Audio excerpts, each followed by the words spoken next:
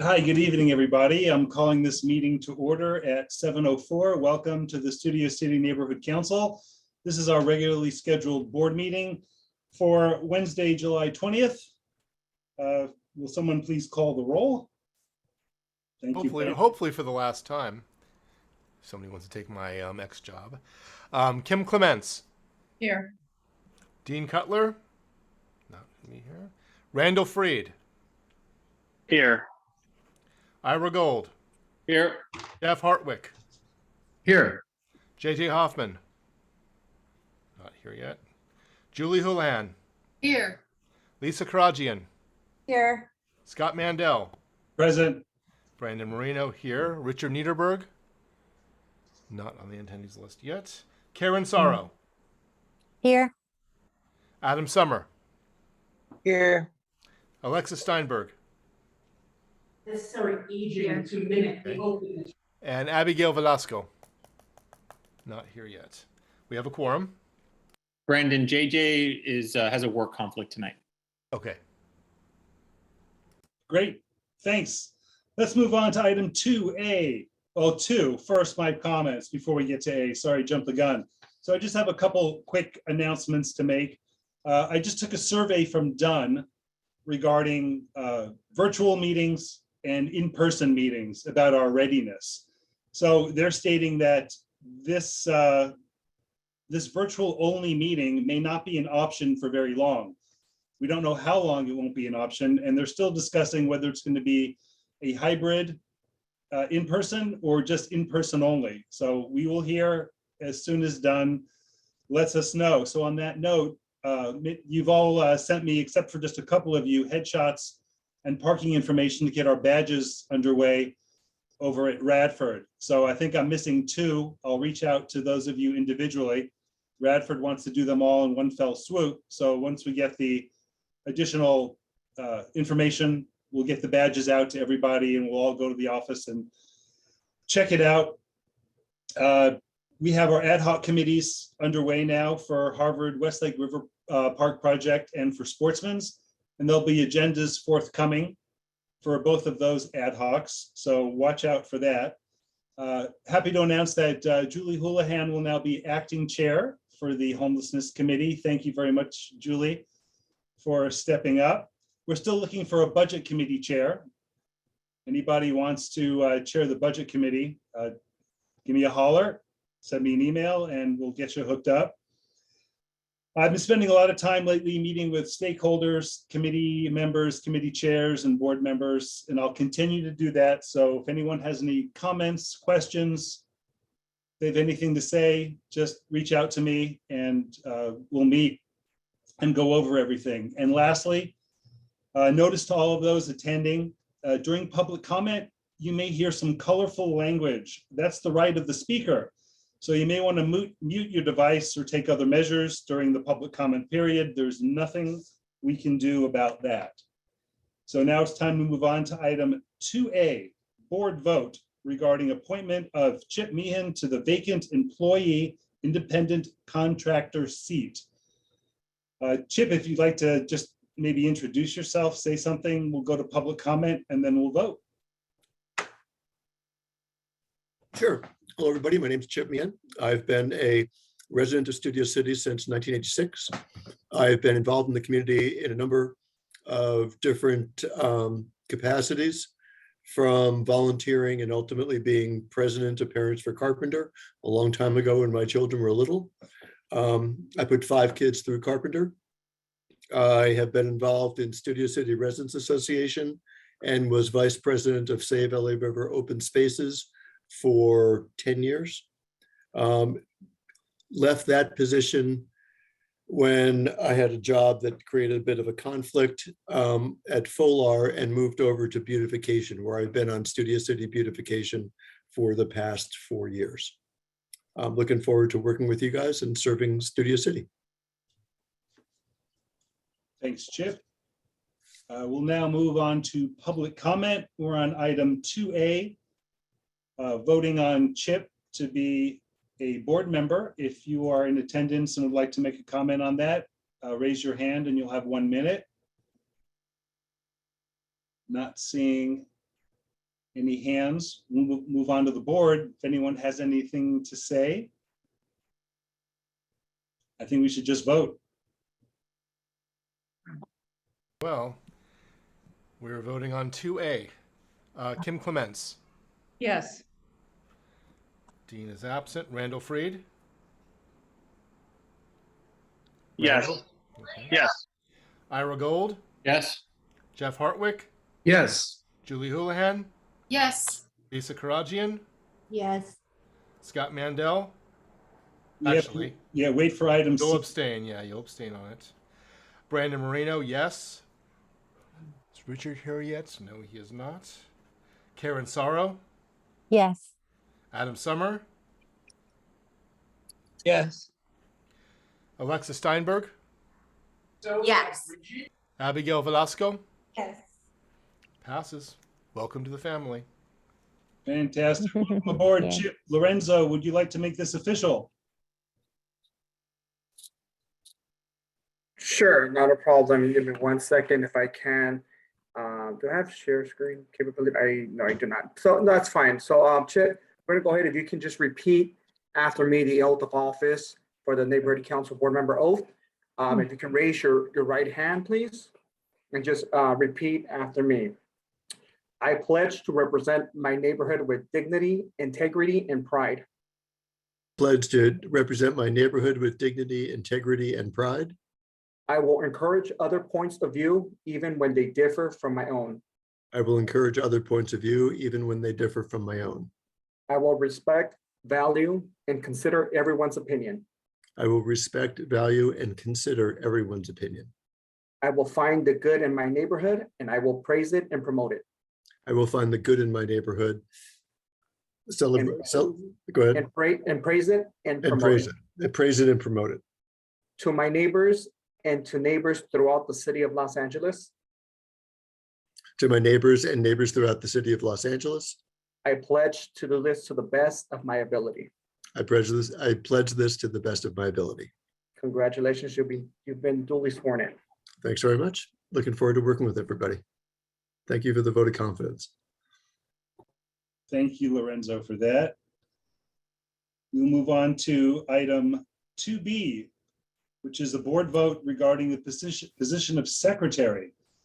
Would anybody like to nominate themselves as secretary? And then we'll quickly vote you in. Please. Somebody? I'd like to nominate Abby Velasco. Abby, do you accept? I accept. Anybody else? Challenge. We can now go to public comment on Abby Velasco as being board secretary. Raise your hand if you have anything to say about that. Not seeing any raised hands. Public comments closed. Back to the board. Not seeing any comments from the board, raised hands. We will now, please, let's vote on Abby before she changes. Oh, Kim, go ahead, Kim. Thank you. I couldn't get my hand up fast enough. You are quick, Scott. Abby, I think you're great. You're still though with the Cultural Affairs Committee, and I know that takes, you are a go-getter on that one. Brandon, maybe you can advise as to time, that's involved perhaps with secretary, some of the positions. I'm just wondering if Abby can juggle both. That's all. And no, not a slight against you, Abby, but it can be hard to juggle all things.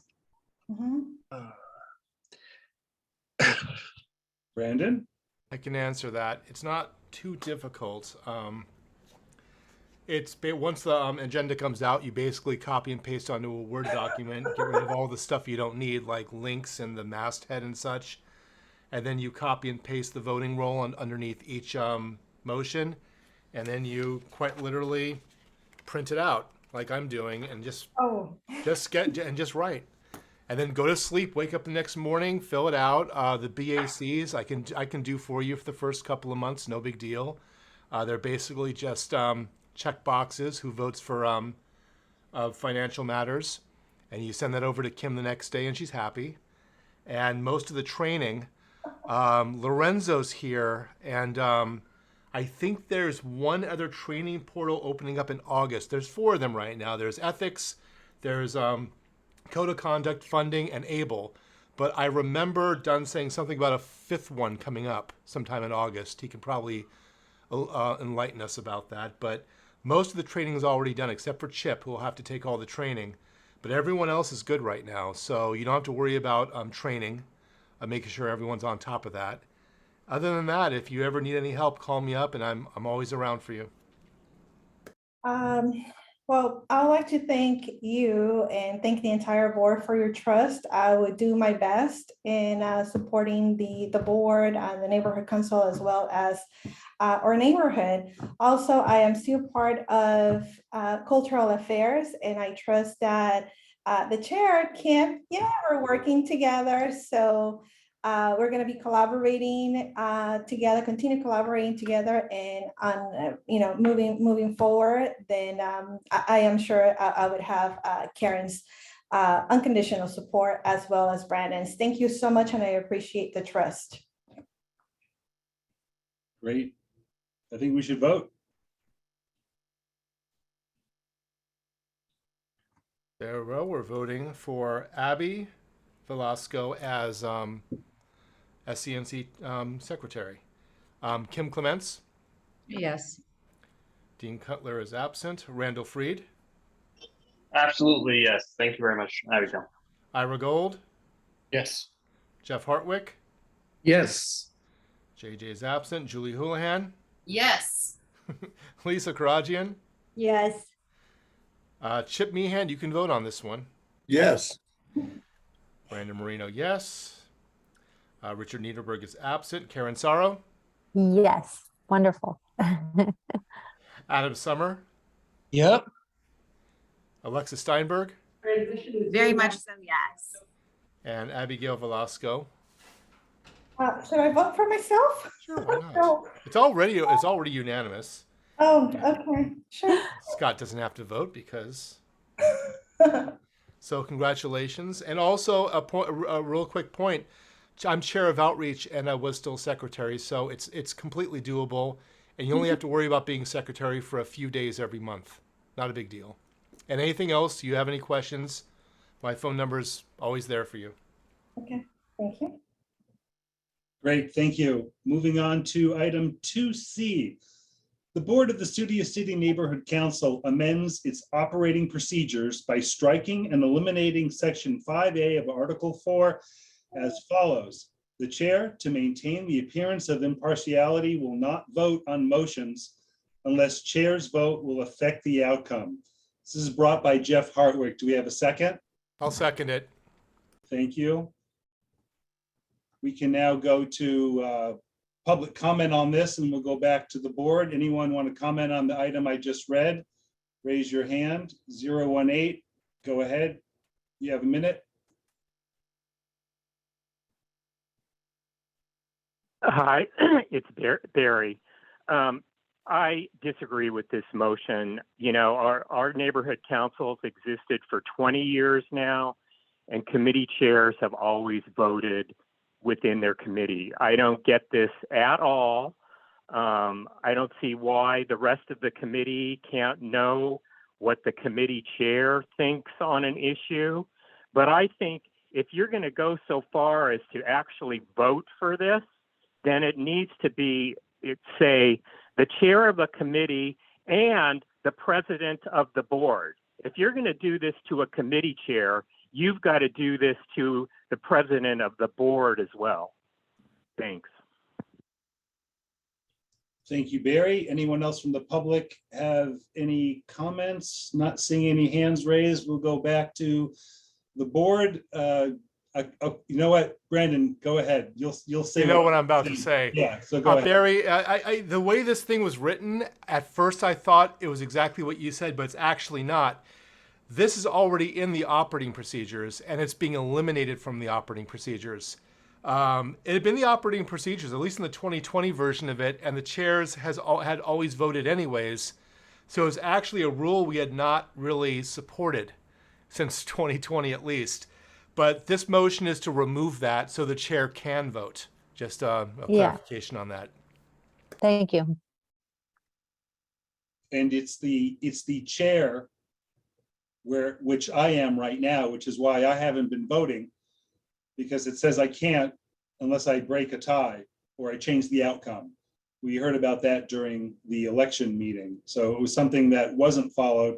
And this is simply to strike it from our operating procedures. It was probably put in there by a bylaws who was probably not happy with the president and didn't want the president to vote.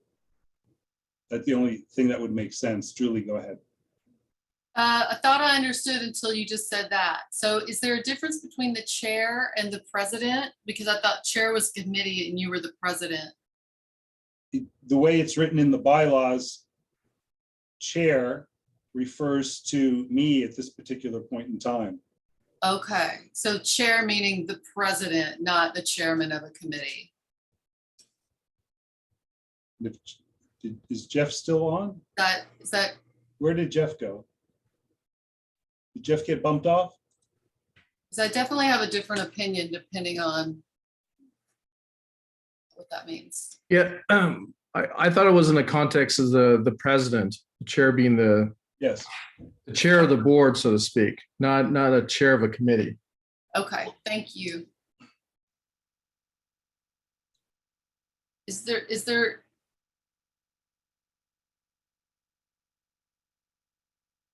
so we're saying the president can vote on any matter. Can I do a point of information here, Mr. President? Sure. I believe the chair is written, it's basically the presiding officer of any meeting, right? Whether it's a committee chair or the president of the board, it's the presiding officer. Well, it wouldn't be the presiding officer, because if someone else, let's say you couldn't make it to the board and I became the presiding officer, we're talking about the standing presiding officer of any committee and the board, which would be any chair committee of any chair, as well as the president of the board. That's all chairs, correct? In the context of the way, oh, Lorenzo, go ahead, please. Sure, thank you, Scott. I was gonna just suggest that here, the chair, in my opinion, would be referring to the president of the board and not that of any committees. Because remember, all committee recommendations are recommendations that are directed to the board anyway. So at that point, that's where I believe this motion will come into play, where that would allow the chair or the president of the board presiding over the board meeting to vote on any matters. So the matter here is whether or not the board or the chair or the president can vote. So this is not intended for committee chairs. Thank you. We're squaring the rules with what we're doing, basically. Randy, go ahead. So just to be clear, then wouldn't it make sense? I don't know if it says in operating procedures or not, but in front of me, I apologize, but wouldn't it make sense then that we're explicit that this is applicable to the president and not committee chair?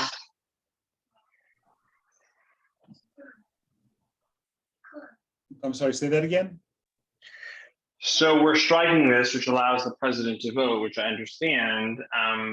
But it sounds like there was a question around, I think my understanding, or at least how the Brown Act would define it, that it would be the, not the Brown Act, sorry. Robert's Rules of Orders would define a chair as anyone who's presiding over, would be the presiding officer, whether that's a committee or a board meeting. Well, however poorly written this clause is in our operating procedures, we're talking about striking it. So because there seems to be some ambiguity as to what people think it even means, we're voting to get rid of it. It makes absolutely no sense whatsoever. We haven't been following it for the last couple of years anyway, so I think we should just strike it. Chip, thoughts? Yeah, so as I understand this now, I'm sorry, this is new. So basically by striking this, the president's position on every vote would be public. Right, because you can't, as the president, not take a public position on an issue. You have to vote. Either yes, abstain, or no, correct? Well, the way it's written, I can still chime in on anything and any matter. I just can't vote, or the president can't vote, which I don't believe I've seen any other. Oh, I haven't checked all 99 neighborhood councils, but ones I've reviewed, everyone votes. Nobody has their vote banned. So this just strikes something from our operating procedures that's not been followed and makes absolutely no sense. So we're just deleting it. Anyone else? Let's vote. Oh, Brandon, go ahead. Just to be clear, if we're following procedure properly, from what I understand on Roberts, if you are the presiding officer, not the temporary, but the permanent presiding officer, if you're following Roberts to the letter, you can't even bring motions to the floor. You can't discuss them and you can't vote them. You're merely enforcing parliamentary procedure. You are the traffic cop of the meeting. But Roberts, if it's not in our bylaws or operating procedures, we default to Roberts. If it's in our operating procedures, we could supersede it. So here, if that's from what I understand, Jeff can probably clarify that for me. But if you're following Roberts to the letter, all the chair is there for is to oversee the meeting, and the motions are presented by the committee members, not the chair, and he or she or they cannot even discuss them. So it's not practical because of the Brown Act. We have to give stakeholders 72 hours advance notice. So the chairs have to write the motions, and they're not going to be impartial when they're writing the motions. So to follow Roberts to the letter on this makes no sense whatsoever. So I'm all for striking this and just letting everything be transparent. Alexa?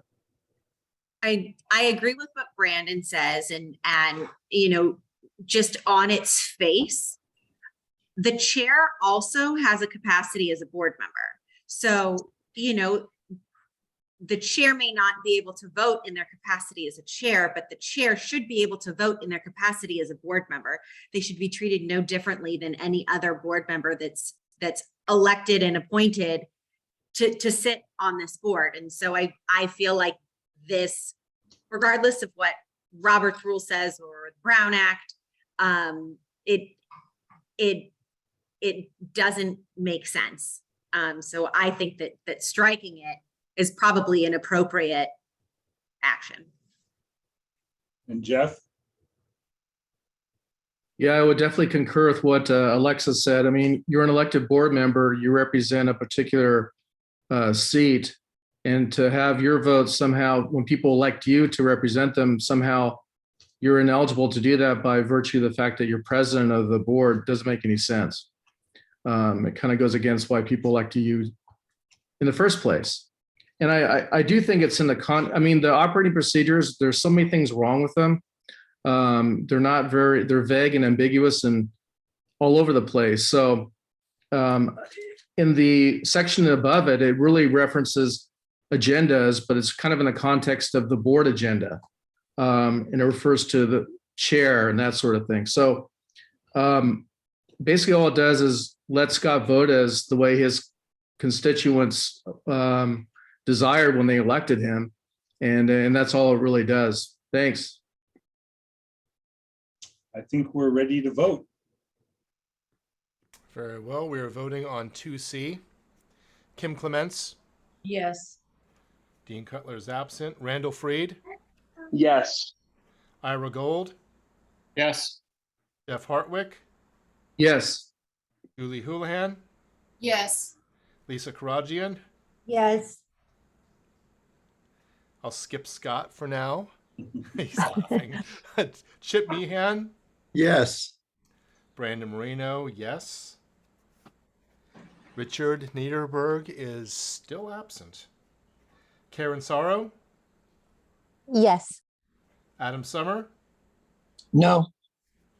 Alexa Steinberg. Yes. Abigail Velasco.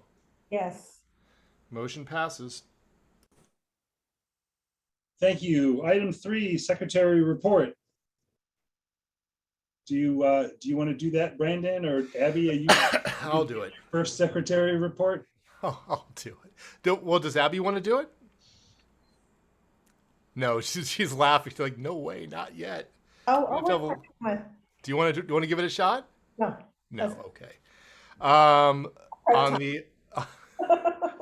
on the agenda was a link to the July 11th special meeting minutes. Hopefully everyone read them, and if there are no objections, they will pass without objection.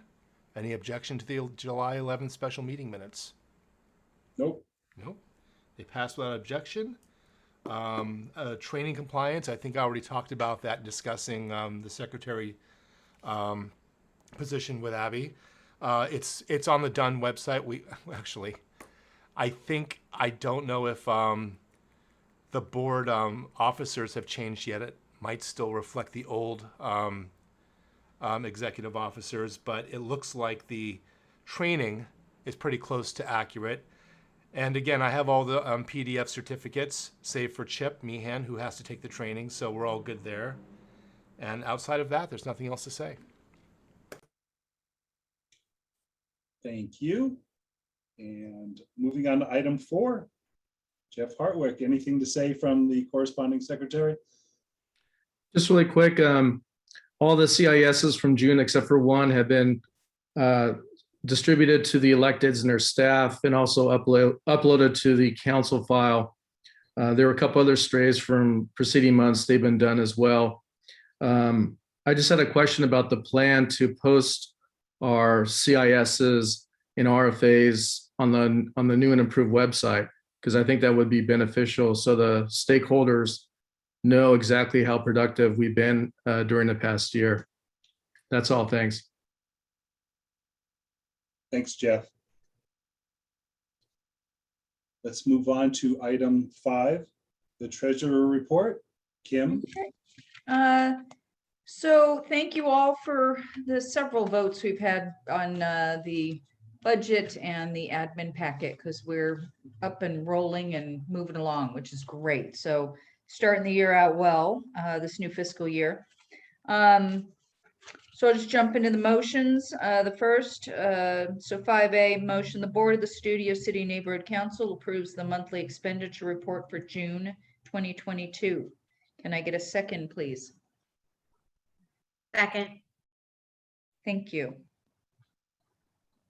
You can go to public comment on that. If anyone from the public would like to comment on 5A, please raise your hand. Not seeing any hands. Public comments closed. Back to the board. Anyone have anything to say about Kim's report before we vote? Let's vote. Very well, we're voting on 5A. Chip, you will abstain from this. I'll just automatically abstain you because you do not have the training yet under your belt to vote on financial matters. No offense, it's just the way it is. Did Lorenzo want to say something really quick? His hand was up. Oh, yeah, sure, Brendan. Thank you. It would actually be marked as ineligible. Ineligible. Thank you very much. My mistake. You're welcome. So we'll vote on this. Kim Clements. Yes. Dean Cutler is absent. Randall Freed. Yes. Ira Gold. Yes. Jeff Hartwick. Yes. Julie Houlihan. Yes. Lisa Karajian. Yes. Yes. Scott Mandel. Yes, thank you. Chip is ineligible. Brandon Marino, yes. Richard Niederberg is absent. Karen Sorrow. Yes. Adam Summer. Yes. Alexa Steinberg. Yes. Abigail Velasco. Yes. Okay, it passes. Great, okay.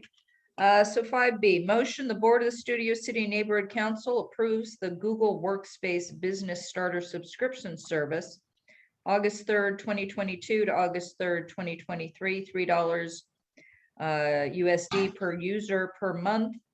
So it's $6 USD, 50% off. After August 3rd, 2023, it's $6 USD per user per month. At present, we have 20 users. The number will rise and fall depending on additional board committee members who utilize a SCNC email address. The monthly cost will be folded into our web corner monthly statements. The free service we have been using is no longer available. This was brought by Scott Mandel. I will go ahead and second that. Scott, did you want to say anything, or I guess at the time, since you were the one who brought the motion? Well, it was either that or we lose our email privileges. So I think it's a good motion, and we're going to go to public comment and see if they have anything to say about it. And not seeing any hands, we'll go back to the board. This was kind of, we didn't have much of a choice. Oh, Brandon, go ahead. You can talk. Just to clarify, from what I understand, apparently with the G Suite, which we had before, that was the old name, went to Google Workspace. And we currently, there's 3 business editions: Business Starter, Business Standard, and Business Plus. Then you have 2 enterprise editions, which are very expensive: Enterprise Standard and Enterprise Plus. We are the first one, the lowest tier, Business Starter. It's the cheapest offering they have. I think, from what I understand, if they either have business use or personal use. Personal use is like you and I and maybe a couple of people, and this isn't personal, this is a business thing. So we have the cheapest version of what they're offering, and that's more than enough for us, to be honest. We haven't even gone into the features they have yet. We haven't even touched it outside of Google Drive and Gmail. And this is the cheapest version we're on right now. So just wanted to clarify that. Thanks, Kim. Yeah, I had a lot of questions about this, which I posed some to you guys. I posed to Scott and Brandon, who have been handling the website. I'm still, though, unclear as to, I mean, this adds up once we're past the first year, it'd be $720 for 20 users. The second year comes out to $1,440 for the year for 20 users. And maybe Lorenzo's on. I don't know if, what I'm still not quite getting is if it's tied to our email addresses. Do we already have something under the city that's being paid for through Done or whatnot that I'm not aware of? I'm not quite understanding don't we have use of these things already? The Google thing, maybe not the full workspace, but my question there is, are we even using, would we ever use this stuff? And so maybe you can explain to me a little further as to the difference between what we're able to do right now, the way we're doing it, and what this is going to allow or entail. Again, is it just for the website? And hey, Kim, thanks for the question. So, I mean, as far as domains, the city does not offer email accounts, or Done does not offer that for neighborhood councils. In fact, several neighborhood councils, some of them do pay for their own email addresses and domains, but others just have their board members create free accounts, and they're not all tied into one admin account. So it really depends on what the board wishes to do here. So if the board wishes to discontinue the services and not pay for this service, then all board members can, create a Studio City, public email account through Google or Yahoo or whatever the case may be. But yeah, as far as the department providing services like this, the department or the city provides this. How would that work, Lorenzo, with all our past data and California Public Records Act requests and managing from an administrative point of our email accounts? Because, I mean, I think the free account would probably work for all of us, but would we be able to switch over and keep our actual email addresses, and then would Done or the city attorney be able to do the public records requests as hasn't been done in the past? Well, the public records request will come into play for any current email addresses that are being used now, right? So if any new ones are created, then I'm assuming that those would be the new ones that are going to be used, and therefore those would be subject to PRA.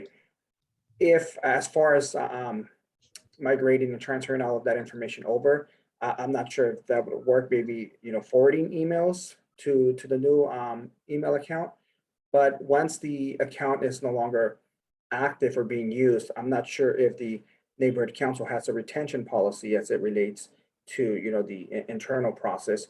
But if there isn't, once that account is not being used and deactivated, then it wouldn't be subject to PRA anymore if it's no longer being utilized as a public form of communication for the NC. But I can definitely get back to the communicate this to the city attorney's office and get exact clarification and guidance as to what the board can do. And I can report back. Okay, Randy, you have some information on this? Hi, yeah. So my understanding is previously Workspace was not actually free. It's not as if for all these years, Studio City Neighborhood Council has had this free, and that actually this was a service that was being paid for by the city, because Google Workspace historically is free, but only for up to 8 users. And so at least in my time on the board, and I believe in talking to the previous president, this was something we always had. So I understand that Dunn's not paying for it now, or the city is not paying for it now, but somebody was paying for it. Is that not correct? Number one, to Lorenzo. And my understanding, at least unless I'm mistaken, is really this was a city kind of transferring the expense from one pocket to another and laying the cost to the ends to come out of NC budgets. So I don't know, maybe if Lorenzo can clarify, am I understanding you correctly that the city has never paid for NCs? And other than that, I think it is worth us having for retention of records and keeping everything in one place. It is an expense, but I'll remind you that we pay practically nothing for our phones, and we pay nothing for our office space and use of space once we return to public meetings or hybrid meetings. So all things considered, it's a pretty minimal expense. And if I may, Randy, thank you for the question. To my knowledge, the city nor the department has ever paid for any kind of email accounts or domains for neighborhood councils. I'd be more than happy to go back in and research this and report back. But again, to my knowledge, that has never been done. So our email addresses are going to change, or the domain? Did this have to do with us transferring the SaaS system? No, this was a switch over from Google. Everything would remain the same. It's just that we're now paying for it. Okay. I think in the short run, we approve it, and then I agree totally. Yeah, just we can dive deeper and see, we'll get some more information from Lorenzo and dive deeper into if there's a way to retain everything we've done. I mean, this board has a whole year worth of emails, and we certainly don't want to lose our previous email address if we have to switch. I mean, that's going to be pretty difficult to do in the middle of our 2-year term, and maybe we would put that upon the next board for next year if they wanted to start off with different, assuming we wouldn't keep the same email addresses. So I think we would keep going with this. And as Randy said, to his point, there is an administrative factor. I don't know actually how the city attorney gets the emails when a Public Records Act request comes in, but if everybody has their own email address that they're privately managing, I don't know how that works. And maybe Lorenzo. I can chime in on that if you'd like. Sure, go ahead, please. So technically, as elected board members, we are responsible for maintaining the email records. So when a CPRA comes in, it's not as if the city attorney then goes into our SCNC email account. They would say, okay, based on this request, you being whatever board member the CPRA request has been made to, you would come through the president. You need to query your emails and create a PDF of what's been requested and send that to the city attorney for review. It's also worth noting that, for example, if you use, let's say, a Gmail account on the side every now and then, or a Proton email account, or a Yahoo, or Outlook, whatever, or even text messages, I think smoke signals probably wouldn't count, but all of those things, technically speaking, if there were an SCNC matter discussed, it would be subject to a CPRA, and you as the keeper of those records are committed to providing them. I think only if push came to shove, let's say there was a request and you said, no, I don't want to turn over my Gmail or something like that, then maybe there's an issue, and I don't know exactly how that works. But that's how it would work. Barring that scenario, each board member is responsible for not deleting their emails. Okay, well then maybe we should just vote on this, and Kim, go ahead. Yeah, can we add an amount, it's saying, up to a certain amount per month so that I can pay it more properly and fold it into the, I think it's just wording that the clerk's office would like to see, makes it easier, and I'll end up folding it into the budget as well, since it'll be a monthly thing, and that way we won't have to keep voting on it. We just put maybe up to 150. I know it'll fluctuate if we have to change it, great, but and it'll be less at the moment, but I think maybe after the $6 USD 50% off, maybe there we can put up to 150 a month total. How much leeway does that give us before we have to vote again for new email accounts? Well, it's right now we're at $3 a month for 20 users. So that gives us $6 a month for more than 20 users, for like 24 users or what. I'm just giving a nice even number. So that takes us into next year and adds people. So it's all good.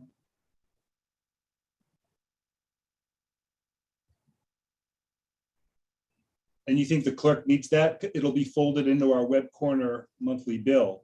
Exactly. I'm going to end up having to, I've had to do it before where I had to update that line item in the budget in order to cover it for every month. And the CBS the Radford Studio Center phone bill was written up like that, up to a certain amount was approved. So I just think it would be helpful. That's all.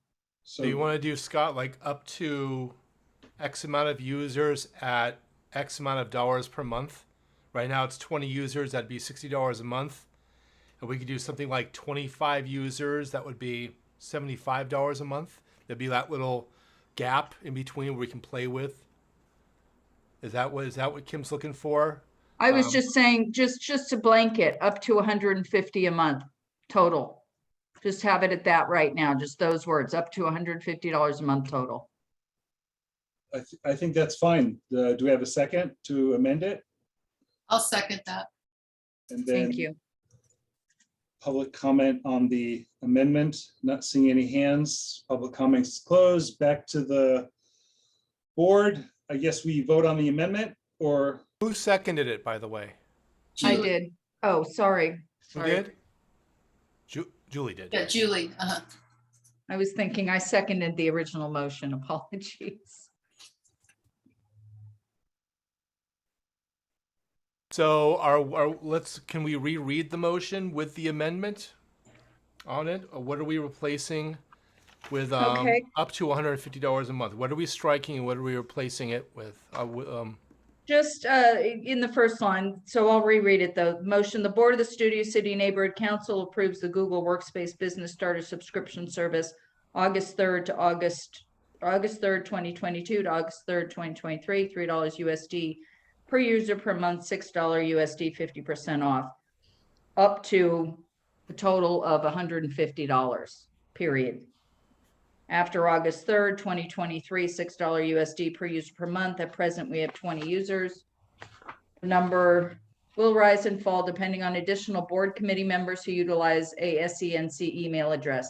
The monthly cost will be folded into our web corner monthly statements. The free service we have been using is no longer available.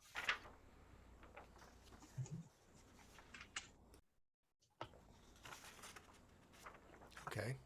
sounds good. Let's vote. So we'd be voting on the amendment first. Correct. And then we will vote if there's no other discussion on the amended motion. So we're voting on the amendment to add up to total $150 to the motion between $6 USD, $50, 50% off, and after August 3rd. Kim Clements. Yes. Dean Cutler is absent. Randy Freed. Yes. Ira Gold. Yes. Jeff Hartwick. Yes. Julie Houlihan. Yes. Lisa Karajian. Yes. Scott Mandel. Yes. Chip is ineligible. Brandon Marino. Yes.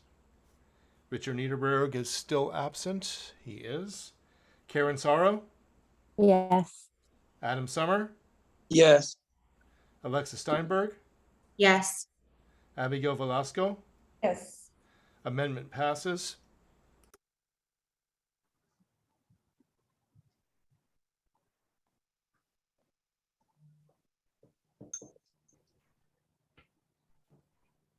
So now on the whole motion, I guess we have to discuss, is there discussion on the amended motion?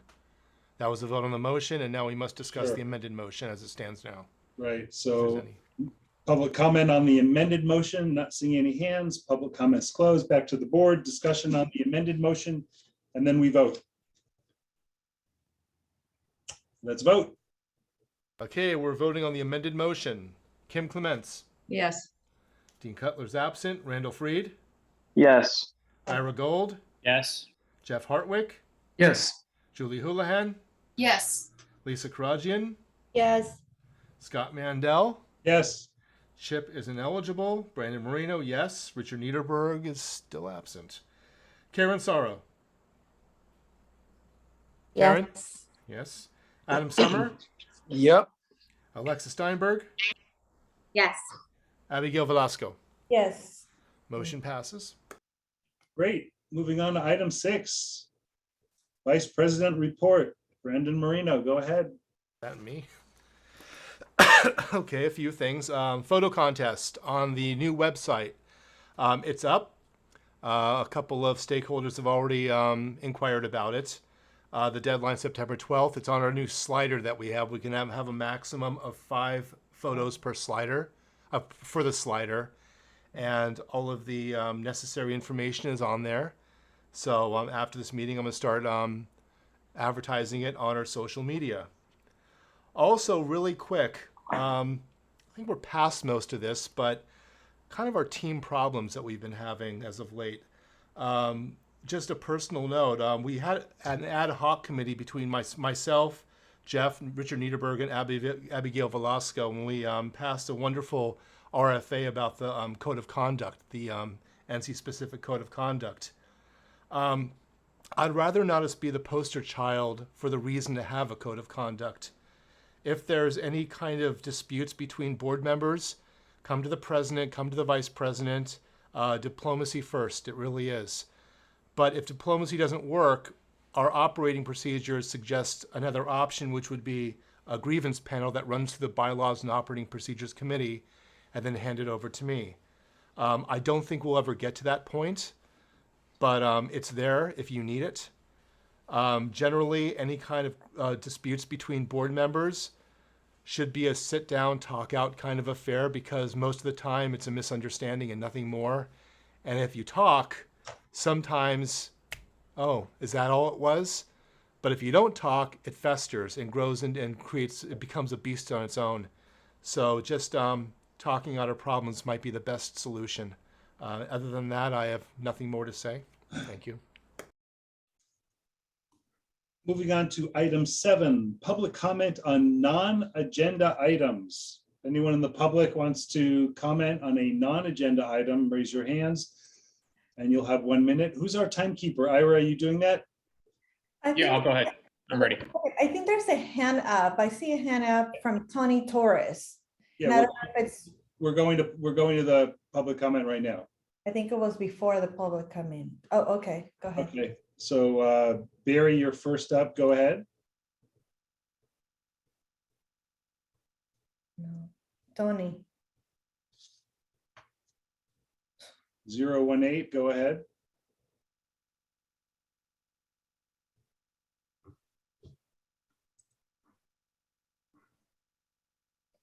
I think 018 is having trouble unmuting himself. We'll go back to you in a second.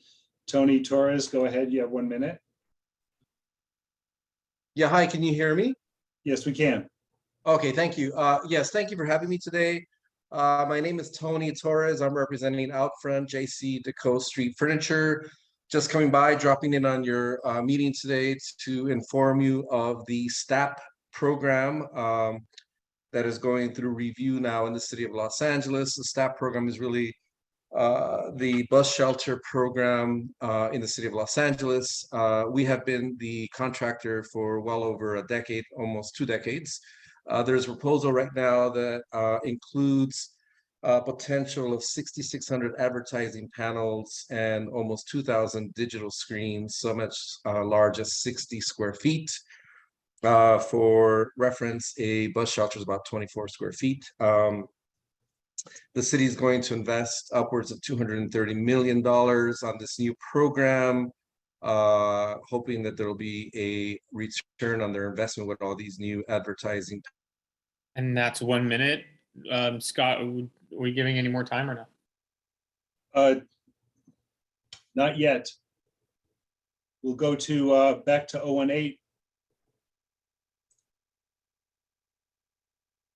Barry, go ahead. You have your hand up.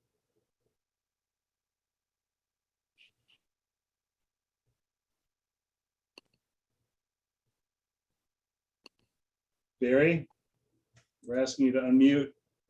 Barry's having technical problems. Tony, contact me and I'll try to get you, I'll get you on the agenda so you can maybe make a presentation for what it was you were talking about. So thank you. Will do.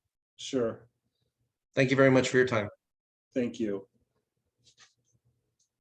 We're going to move on to announcements by government representatives. If you are a government rep, raise your hand. I see George. Go ahead, please. Welcome, George. Hey, Scott, you able to hear me okay? Yes, we hear you. Okay, won't be seeing my face today. Oh, perfect. Join as a panelist. Give me a second.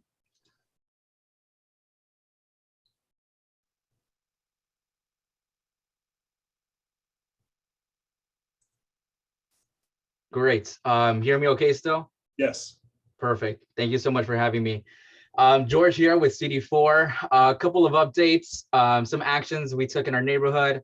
I sent out a newsletter last week highlighting my time over at Studio City Branch Library. Now that there is a new senior librarian, relatively new, he's been there for 2 months. He's a great resource for me, and I introduced him to our office and let him know of all the services we can provide, including bulky items, trash or litter removal, as well as any other homelessness related issues. So he's connected with our office, and at the same time, he told me he would like for me to promote the blood drive on August 15th at the library hosted by the American Red Cross, and to check them out on their website if you search Studio City Branch Library. They're looking to fill in the 35 slots that they have. I think it's now down to 28. So if you have time to donate, please feel free to do so. I'll definitely make an effort as well. And then the next update, very early in the process, but our office wants to partner with the SCNC Cultural Affairs Committee into having a movie night in August to celebrate Hispanic Heritage Month. Our office will be looking into sponsoring some of any food vendors, but this is still very much in the air, in the work in progress. But we want to incentivize a large audience. And then upcoming event on Saturday, July 30th, our office and the Hollywood United Methodist Church are collecting new backpacks and school supplies to help ensure students have everything they need to go when they go back to school. This is on the Hollywood side of our district, so if you're unable to make it, we understand. But if you do have some resources, you can expand to us. You know, we'd greatly appreciate it with open arms. Legislatively, council is still in recess, so our office is taking this opportunity to follow up on report backs with the departments, looking into finding more legislative opportunities to help advance the lives of residents in our district. But right before we went on council recess, our office did introduce a motion to establish the city of Los Angeles as a safe haven for abortion care. Following the Supreme Court's devastating decision overturning Roe v. Wade, our motion requests that the city attorney draft an ordinance to ban any city resources from being used to detain anyone procuring, performing, or aiding in abortion care in the city of Los Angeles, and from being used to cooperate with out-of-state investigation related to abortion care. Additionally, the motion instructs the city administrative officer to find ways for the city of LA to subsidize costs for persons from other states seeking abortion care. On the transportation end, we also secured safety improvements along Mulholland Drive and Laurel Canyon to include narrower driving lanes, wider shoulders wherever possible, an anti-burnout feature at Mulholland Drive and Doña Peguita Drive, which also would reinforce an existing no left turn sign. On the business end, we just want to encourage small business people with small businesses to still apply for the rental assistance program, even though tonight is the deadline at 12 p.m. And we're trying to coordinate a business walk next month in August, where Councilmember Rahman would speak to some of the business owners, and we're going to be working with the bid. She did attend a business walk at the Cahuenga Pass yesterday, so we're still very much active in that area. And I'm not sure if I'm biting too much into your time, Scott, but I still have another update, but go ahead. You want me to just? No, keep going. Perfect. Yeah, and then community involvement. The Greater San Fernando Valley Chamber of Commerce has reached out to our office because they want to spur community and corporate involvement in the revitalization of Valley neighborhoods through Cleanup Day. Cleanup projects are chosen based on their utilization by Valley community as a whole, such as the Metro Orange Line, popular hiking trails, and heavily used area parks. So if you have a project you would like to see, please let me know and we'll coordinate internally to hopefully bring that into fruition. And of course, lastly, regarding the wildlife ordinance, as many of you know, the planning department is currently at the staff level public hearing phase, which was hosted on July 13th. But at our request, the public comments was extended until August 22nd. Also, at our office's request, the department also put out a detailed and updated FAQ, which clarifies some of the most common questions that we both have been receiving. If you do not have access to the FAQ, please email me separately so I can send that your way. And if the FAQ doesn't adequately answer your concerns, feel free to email me at george.plasencia@LA City and the city planning department at ourla2040@lacity.org, or Lena, spelled L-E, N as in Nancy, A, dot, Mick, spelled M as in Mary, I-K, @lacity.org. And that is my mouthful to give. So thank you so much for letting me speak. Sure. Will you hang out just for a second if anyone from the public or the board has a question for you? If anyone from the public wants to ask George a question, raise your hand. We're happy to. Not seeing any hands raised. Any board members? Karen, go ahead. And then how would people access the rental program, even though the deadline's tonight? Yeah, it's so if you just search engine small business rental program, it should be the link ewddlacity.com. And Chip, go ahead, please. George, hello again. Do you have a date in mind for the Chamber of Commerce collaboration?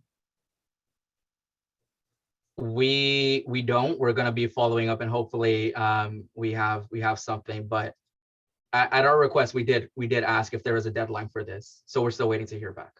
Okay. Yeah. Thanks. Thank you. Thank you, George. Let's move on to Elisa. Go ahead, please. Hi, Elisa. Hello, Studio City Neighborhood Council. Thanks so much for the time. My report is a little shorter than the previous one, and I know I've been on the meeting the whole time, and it's been amazing, and it's always fascinating. So I just want to say that the big news in the state is the budget passed, and now how the budget gets apportioned, there are these things called trailer bills. So we will have full information for what part of the budget and the assembly member has worked on to have for the 46th district later in August. I always like to point out that for any issues that anybody has that relate to the state, whether that's your unemployment, whether that's your disability, any issues that regard the state. If you have problems with DMV, that's the reason to pick up the phone and call our office. I did also want to share that the assembly member will be at the Studio City Farmers Market during the summer, during the month of August, and we'll be tabling there, and he will be joining. And that's really everything. So we'll have a much more comprehensive breakdown of how the budget relates to our area of the 46th district later in August, but we wanted to let everybody know that. My email is readily available, and we at the office are always available to help with any issues you have. We have direct contacts, which is a hard thing to get, with EDD, and I'm happy to be the go-between and help anybody who needs direct contact with any state agency for that matter. So thanks so much. Thanks. Any questions, happy to answer. Great. Anyone from the public have a question for Lisa? Raise your hand. Not seeing any hands to the board. Anybody have a question or a comment? Okay, well, thanks, Elisa. Thanks, everybody. Anyone else, government officials? Nobody else in the attendees? If you're a government official, raise your hand. No one there. Okay. On to item 9, Outreach Committee. Brandon, go ahead. Thank you. I'll read the motion, then I'll explain it a little bit.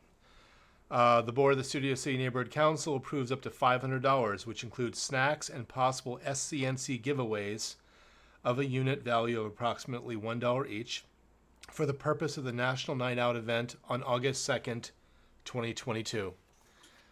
This is August 2nd. This is the National Night Out event happening at Whitsett Park. There was already something I put on social media regarding it. There's going to be several neighborhood councils involved. I believe NoHo Northeast, Toluca Lake, us. I don't know if NoHo is going to be a part of it. NoHo West, I'm not sure. I didn't see their name on the flyer that came out from CD2's office. But the idea here is this is snacks, very much like movie night, packaged snacks like chips and popcorn and bottled water, though Barry will be the first one to admit we have plenty of bottled water still remaining, and maybe little trinkets. Julie is big on that. She really wants to get these little handouts. They have to be less than $1 a piece, or we might have some issues with the giveaways. But basically, we're going to have a table there. We're going to have a good time. The police are going to be there. Going to have specialized units out there. And this is going to be interesting. It's going to be a bunch of neighborhood councils getting together. Traditionally, neighborhood councils have kind of done their own thing. This will be the first time that Krikorian's office, several neighborhood councils have gotten together for one big giant bash, and we hope it goes well. So we want to represent ourselves quite well there. And this is basically for food and knickknacks. Thank you. And I know the ad hoc has put a lot of time and effort into getting this all squared off for National Night Out. So let's go to the public for comment on National Night Out. 018, Barry, go ahead, please. You have a minute. Can you hear me now? Yes, we hear you. I redialed in, so maybe that made a difference. I don't know. I was just going to say, of the 500, we should only need 200 for the snacks, so the other 300 can be for the little items we buy for giveaways. Just a point of information really quickly, Mr. President. It's up to 500. We may not spend all of it. Sure. It's only up to 500, but we may come in well short like we did with movie night. Great. Thank you, Barry. Not seeing any more hands. Public comment on this is closed. Kim, go ahead. Are we having a booth or how is this being handed? We are, okay. I would just be careful. I don't know the ins and outs on exactly what we can give away or not. I think it might have to be stuff with our name on it, that kind of, if it's coming from outreach, without having put forth an actual idea and a possible amount for that idea ahead of time, we may be limited. So we'll need to check prior and double, make sure we're doing the right thing there to have that covered properly. Julie, Okay, thank you. thanks, Kim. Thank you for that point, Kim. Maybe we do need to get some advice from you before we spend the money. I just wanted to add to what Brandon said. The National Night Out is supposed to be a way for the community to get to know the police officers. If, just in case that wasn't clear, they're going to be there, and the focus is somewhat on safety. And Barry pointed out that we have in our office at Radford about 200 first aid kits with our name on them. So besides buying stuff, we were going to take those. I think that ties in really well with the theme, and why not give those out as well? So just pointing that out. In addition to and the other thing we were talking about getting is one of those spinning wheels that you can spin and then you get a prize, which is always like fun to spin that wheel. But we could also use that at other events. So that was a thought. We could take it to the farmer's market or wherever we decide to go. It wouldn't just be for that night. Ira? So I'm going to vote yes for this, of course, but I think I mentioned this in the meeting. Julie, is if my only request, if I could make one, is if any of the giveaways we provide are tied to the theme, so they're not just knickknacks for knickknacks' sake. I love the thing that you mentioned about the first aid kits, but also just to make sure that if there's anything in there, oftentimes first aid kits get left and then the items inside expire. Obviously gauze doesn't expire, but salves and whatnot. I don't know what's in these first aid kits, but that's it. Thank you. Brandon? Oh, you're muted. God, I pulled a Richard. The way the motion is written, possible SCNC giveaways, because there was a lot of discussion during outreach regarding that. So if this motion passes, it's not a guarantee we'll have giveaways. It says possible NCNC giveaways. And I was even looking at like sheriff's badges on Amazon, but I'm not sure we can use our card online. I'm not sure about that. But little toy badges, maybe it'll be a choking hazard. I have no idea how people will see that. But it's not necessary that we'll have giveaways. It was just something we put in there as a maybe. So again, if we're just using it for snacks, we should come in way under. Abby? Hi, I wanted to make sure that I was unmuted. So the Cultural Affairs Committee has, we have used the NC credit card, so it does work on Amazon. And just piggyback riding on what Jillian mentioned, I think it's a great idea. I actually did forget about the little first aid kits. Barry brought them to my house, and they're really cute. They're very small and simple, cute. And then we also have a whole bunch of pens as well. Anything else would be just cherry on the top. That's it. I think that's a great idea, great motion to get out in the community. Thank you, Brandon. Not seeing any more hands. I think we're ready to vote on this one. Very well. Chip will be ineligible again, unfortunately. So, there we go. We're voting on 9A. Kim Clements. Yes. Dean Cutler is still absent. Randall Freed. Randy? I'll get back to Sorry you. about that. Sorry. Yep, I'm here. Okay, yeah. And yes. Okay. Ira Gold. Yes. Jeff Hartwick. Yes. Julie Houlihan. Yes. Lisa Karajian. Yes.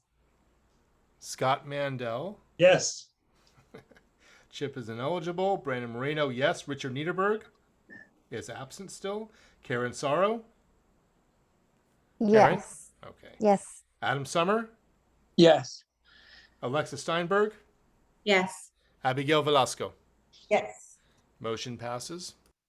Hey, Scott or Brandon, I'm going to change devices real quick if you guys want to put me back on as panelist when I come back. Sure, we'll look for you. Thanks. And now to Item 10, Transportation Committee, Barry Johnson. And I just have a question. When do I get to make my public comments since I couldn't unmute? Huh? What was the item where we've passed it? I'm worried to have to open up. Number 7. Oh, yeah, I think I then have to open public comment again if we go back. I believe that's correct, right, Brandon? Lorenzo, if I go back to 7 for someone who missed it, Lorenzo, I have to open it up again? Yes, that is correct, Scott. You'll have to go back to reopen the item, and just be advised that once the item is open, it's on the floor for any member of the public who's present as well, would want to provide input. Sure. Not seeing a very active attendee list. Go ahead, Barry, do your number 7. All I was going to say was that the city council is only meeting in person now. There's no hybrid, there's no Zoom, and really Zoom does not work in hybrid anyway, because your audience at our meeting room would not be able to probably hear the Zoom people's comments because there would be feedback issues, and that's why nobody's gone hybrid. The city is not. We need to get back in that room. That room is great. It's big. You can space chairs if you need. I can't say how much we have suffered as a board by not meeting in person, and you'd have to have been there before to know it. But this goes for city committees as well. We have got to be in person again, and we cannot do hybrid. You know, the council's not even doing it. So that's all I have to say on that. And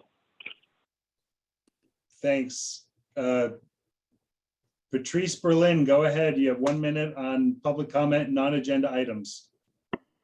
Pardon my deep voice. It's Peter. I couldn't log on my phone. Anyway, as far as doing hybrid, I could make it work with no feedback, but you guys are gonna have to cough up a lot of money in audio gear, and the setup is ridiculous. So, anyway, food for thought. Thanks for that, Peter. Public comment on non-agenda items. Number 7 is now closed. Fast forwarding back to where we were, which is item 10. Transportation Committee. Barry, back to you.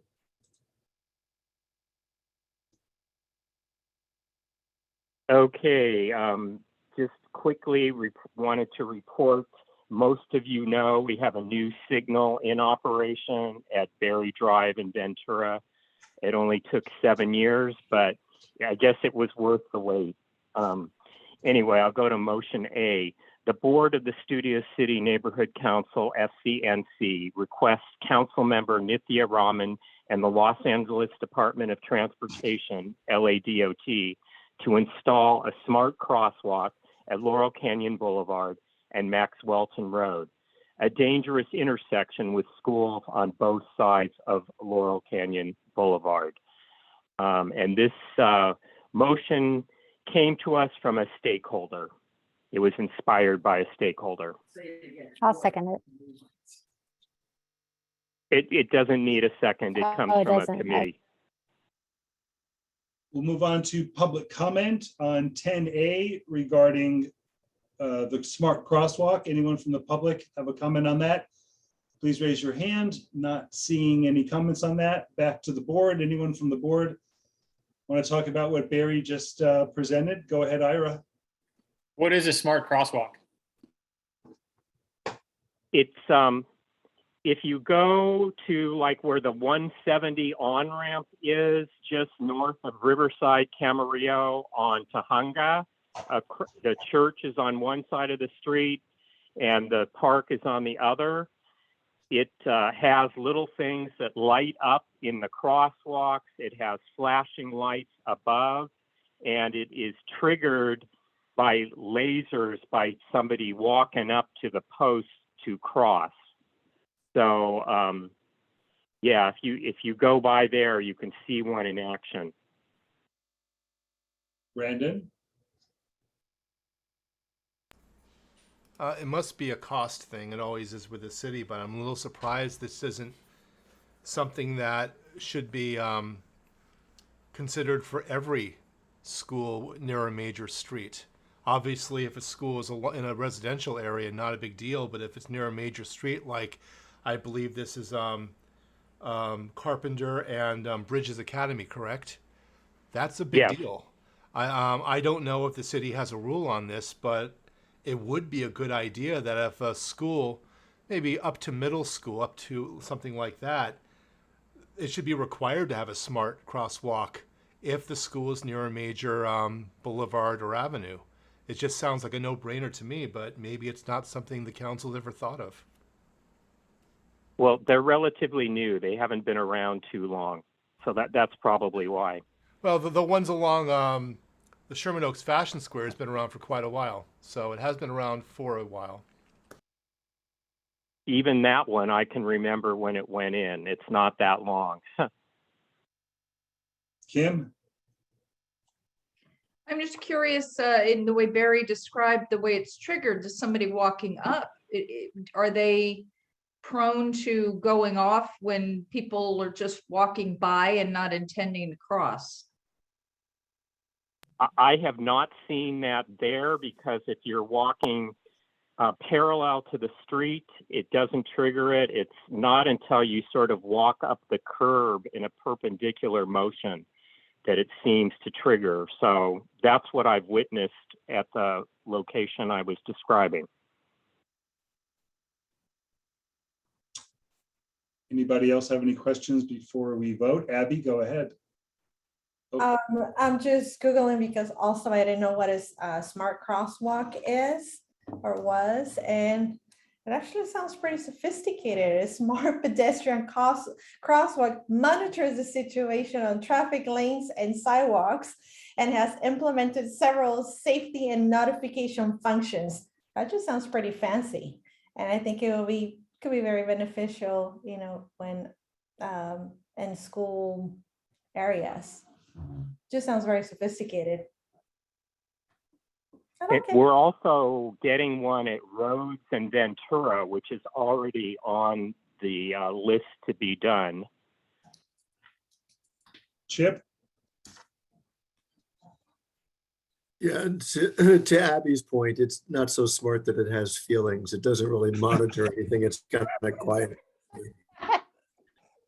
But what they end up doing is, in that Carpenter area in particular, even though that intersection is controlled by a stoplight, the red light just sort of blends into the background for cars, and people get a good head of steam going northbound on Laurel Canyon. And it's not uncommon to have somebody on the phone, someone just distracted, blasting through the intersection when kids and parents are crossing the street. And Laurel is arguably almost 6 lanes there. The advantage is you have these LED diodes that blink yellow that are very discordant with the environment, and it's sort of startling when it first goes off. So they're very effective, more effective than the other stuff we've seen. I like you, Chip. You're much better than Wikipedia. I can try. I like your definition better. Very good. I think we're ready to vote on this one. Very well. We're voting on 10A. Kim Clements. Yes. Dean Cutler is still absent. Randall Freed. Yes. Ira Gold. Yes. Jeff Hartwick. Yes. Julie Houlihan. Yes. Lisa Karagian. Yes. Scott Mandel. Yes. Chip Meehan. Yes. Brandon Moreno, yes. Richard Niederberg, did you hear enough about the motion to vote on it? You're muted. I can't hear you. Richard, you're muted. I can't hear you. It's not the same as the one at, but in front of the telos off the Hunga, but it's still a good idea. So is that a yes? That's a yes. Okay. Karen Sorrow. Yes. Adam Summer. Adam, you still with us? I don't Did see you him. change devices? Oh, that's right. Change devices. I so- don't see him in the. Yeah, he hasn't attendee. come back on yet. Let me see. No, he is not. No. Alexa Steinberg, Yes. Abigail Velasco, Yes. motion passes. All right, Barry, continue, please. Motion B, the Board of the Studio City Neighborhood Council, SCNC, opposes Council File 22-0491, Raman, to designate exclusive electric vehicle parking spaces on public streets and publicly owned parking facilities unless a formula is devised to have no more of a percentage of these exclusive parking spaces than the percentage of electric vehicles in the city of Los Angeles. Over time, as the electric vehicle percentage increases, so can the percentage of exclusive electric vehicle parking spaces. To blindly create too many exclusive electric parking spaces now would only serve to punish those who may not be able to afford their first electric vehicle at present.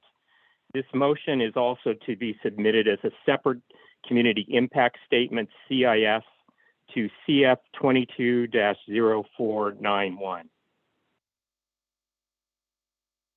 Okay, great. Scott? Thanks, Barry. We'll go to public comment on the motion you just heard. If you have a public comment on that, please raise your hand. Melanie Winter, go ahead, please. You have 1 minute.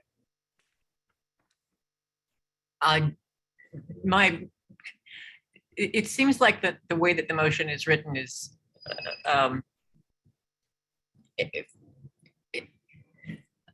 from what I understand, they're trying to streamline the process of doing something that they are going to do. And this motion says they don't like what they're already going to do. And it uses the word exclusive in reference to electric vehicles several times blindly, as though they don't have a plan for this, and references punishing people. So the attitude on this is a lot. And it feels weird for a neighborhood council CIS. We're going to have 150 more electric chargers across the city, which doesn't seem to be punishing anyone. And it's not that exclusive. So it feels very weird to me. I support having chargers. That's time. Thank you. Is there anybody else from the public? Jerry, go ahead, please. Yeah, I was just going to mention the word exclusive is actually used in the council member's motion. So, they use it there, and it's way more than they're looking to do them all over the city. It's way more than 150. So we're just trying to balance it out so we don't get more of them than we have and lose regular parking spots, that people still need based on the percentage of regular cars versus electric. Let's hear from Jerry. Go ahead, Jerry. Yeah, I understand the request. I'm just curious as to whether or not the algorithm could be more, sectionalized in certain parts of the city versus a citywide algorithm, because overall you might have a need for those, but certain areas may not have as many electric cars as others. So if it can be more of a neighborhood or an area of LA algorithm versus an overall algorithm, I think would be more effective. Thank you, Jerry. Anyone else from the public have a comment on this motion? If not, let's go to the board. Nobody from the board has a. Jeff had his hand up first, sorry. Go ahead, Jeff. Yeah, I did a very cursory Google search, and I think the percentage of electric vehicles in California is about 5 to 5.5%. In the LA city, it's about 1%. So I kind of agree with the measured motion in front of us. It's not saying it opposes the charging stations. It's just saying that let's make sure that it's it's within the realm of reality. We're not putting thousands of them around all over the city when there's no capacity for that sort of electric vehicle demand. That's all. Thanks. And Richard, go ahead, please. Yeah, when I was involved with interpreting ADA 1990 into California law, there was no even a proposal to regulate the number of ADA spaces. You had everything to do with everything else but the amount needed at all. I think this is kind of a hard way of dealing this particular problem, but I think it needs more looking at from the council member's point of view. Thank you. Go ahead, Karen. You're muted. I'm sorry. I'm glad. Thank you, Jeff, for looking that up. I think it's too soon to put that many spaces out. So yeah, I definitely support this motion. Thanks. Anybody else from the board? If you read the council motion, it's a bit, in my opinion, a bit convoluted because they address 150, but they talk about the future with an unnamed number, with an unnamed schedule, and sort of a vague process. It doesn't limit itself to the 150 that's planned, and we don't get to see how those 150 do as far as the electric car stations. I mean, I'm sure we're all eventually going to have them, but it's the motion from the council seems so vague, and this doesn't say we're against it. We just want something a little clearer. Chip, go ahead. The reality, we're going to need to encourage people buying electric cars by getting ahead of the actual distribution of the cars, by getting the infrastructure out there first. People that are concerned about, well, what do I do now if there's somebody else in the one charger that I can find? So we're going to need to have more charging spaces than we have cars at some point. I think what it seems like is this is not really clear about what the rollout looks like. I just got an email that there are 6 million parking spaces in Los.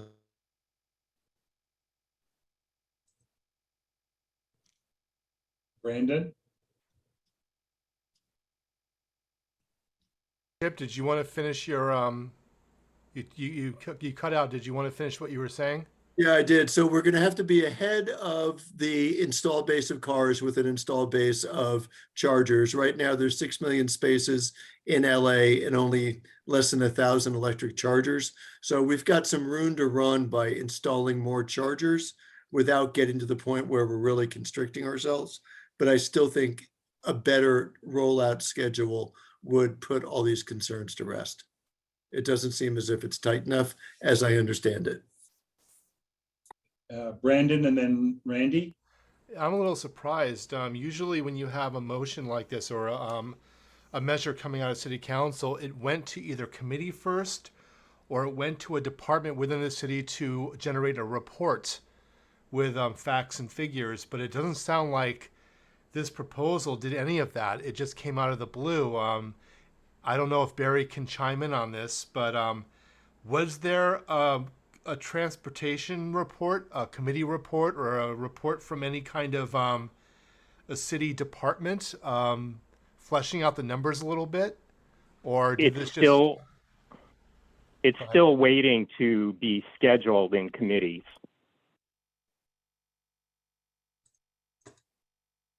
And Randy? Hello. Barry, I think it was a great motion. We discussed this in committee. I think, I think to use the word exclusive is fine. It's not attitude. It's a fact that usually most electric car spaces are exclusive for only, charging spots are exclusively for electric cars. Also, I'm curious, Brandon, to your point, I think this motion is so vague because there is an underlying data there are roughly 3,700, according to the city, 3,746 public chargers, but that doesn't take into account, for example, anecdotally, but the 4 Electrify America chargers that are in Ralph's, or the 2 that are at Gelson's, or the in Sherman Oaks, or the 1 inside of office buildings, whatever. So there's a lot of other private chargers. Really, the biggest network is Tesla, and even the city counts 81 of chargers of their 3,700, and they're technically part of the Tesla network. They count those as public charging stations because they're free. But if you own a Tesla, so yeah, I think that it's wishful thinking on the part of the council member. And I think well, yes, we need more infrastructure to encourage more cars. This is so vague that I think it needs to go back to the drawing board. Thank you, Randy. Richard, go ahead, please. Yeah, I would very much like it if there was some sort of, people would pay for the cost of electricity and installation and all the infrastructure costs of putting it in place. And I know you can put them at meters, at parking meters. I know you can have the parking meters charge a lot more, but I still don't think it covers the cost of installation and the cost of electricity. Thanks, Richard. I'll just make one last comment. The council file also asks the city attorney amend the municipal code, and there's really no instruction on what it is that the city attorney is supposed to do as far as amending. So it just says amend the municipal code. So I agree with all the comments. Randy, do you have something more to say? Your hand's up, and Richard, or are we ready to vote? Randy? Sorry about that. I'll lower my hand. Oh, okay. And Scott? Yes. Just to your point, that's why it says unless a formula is Exactly. devised. That's what this is lacking. Karen, did you have something to say before we vote? Yeah, I want to clarify that the motion's actually asking the city to tie the number of spaces to the percentage of electric cars in the city. So I do support this motion. I think we're ready to vote. Very well. We're voting on 10B. Kim Clements. Yes. Dean Cutler is absent. Randall Freed. Yes. Ira Gold. Is Ira still with us? I'm here. Sorry, I had a little audio trouble. Yes. Jeff Hartwick. Yes. Julie Houlihan. Yes. Lisa Karagian. Yes. Scott Mandel. Yes. Chip Meehan. Yes. Brandon Moreno, yes. Richard Niederberg. No. No. Karen Sorrow. Yes. Adam Summer. Abstain. Okay. Alexa Steinberg. No. Abigail Velasco. Abstain. Motion passes. All right, motion C, the Board of the Studio City Neighborhood Council, SCNC, requests Council Member Nithya Raman and the Los Angeles Department of Transportation, LADOT, to install no stopping anytime signs on the east side of Coldwater Canyon Avenue from Ventura Boulevard north to the DWP building where such signs are already placed. This is brought by Randall Freed, and we need a second. I'll second. All right, back to you, Scott. Public comment on the motion you just heard about the no stopping. Anyone from the public want to comment on that? Raise your hand. Not seeing any hands. We'll move back to the board. Anyone have anything to add or a question for Barry about what you just heard? Could you just explain the reason that you brought it? Well, Scott got pictures on a Sunday a couple weeks ago where cars were parked along the curb there in the travel lane, which one of the lanes going northbound on Coldwater runs right along the curb, and they just park there. And oftentimes when there's a long stretch like that, the city doesn't go out of their way to paint several hundred feet red. Instead, they put up periodic signs, every maybe 100 feet that say no stopping anytime. And the DWP building actually, and going north from that on Coldwater, those signs are there. But I think because the sidewalk was replaced when Sportsman's Landing was built and its new sidewalk, that they didn't put the signs, the no stopping anytime signs back in. So they need to be there again. I think, and the curb is not red, right? And some of it is and some isn't, yeah. Okay. Not the spot, just north of the entrance up until the apartment building. In fact, the closest sign to where these people were parking, and they were coming out of Irwan with groceries, walking to their cars parked in the traffic lane. The closest sign is sun bleached, and it's just a white square. It used to say no stopping, and it says absolutely nothing now. So, Ira, go ahead. Is there parking allowed in front of 4250 Coldwater? That's the apartment building immediately south of the LADWP. Because if there is existing parking there, we have to amend this to just south of 4250 Coldwater. There isn't all the way there, really, to Valley Spring. The right lane is right along the curb, at least all the way to Valley Spring, if not all the way to Moore Park. I think the first available parking spot is actually an electric vehicle charging station. Okay. Well, just a heads up, there's I see Amazon cars. In fact, I'm looking at the Google Earth right now, the Street View, and there's an Amazon cart there too. So I don't know if there's an alternate place where they can stop and park, but I don't know if that makes a difference, but just a heads up. They don't care. They park anywhere. It doesn't matter if it's except the only place I've not seen them park is handicapped, but otherwise they park anywhere they damn well please. Not seeing any more hands. I think we're ready to vote on the red curb. Very well. We are voting on 10C. Kim Clements. Yes. Dean Cutler is absent. Randall Freed. Yes. Ira Gold. Yes. Jeff Hartwick. Yes. Julie Houlihan. Yes. Lisa Karajian. Yes. Scott Mandel. Yes. Chip Meehan. Yes. Brandon Marino, yes. Richard Niederberg. Yes. Karen Sorrow. Yes. Adam Summer. Yes. Alexa Steinberg. Yes. Abigail Velasco. Yes. Motion passes. Now we're on to item 11, which is government affairs. Barry Johnson, continue.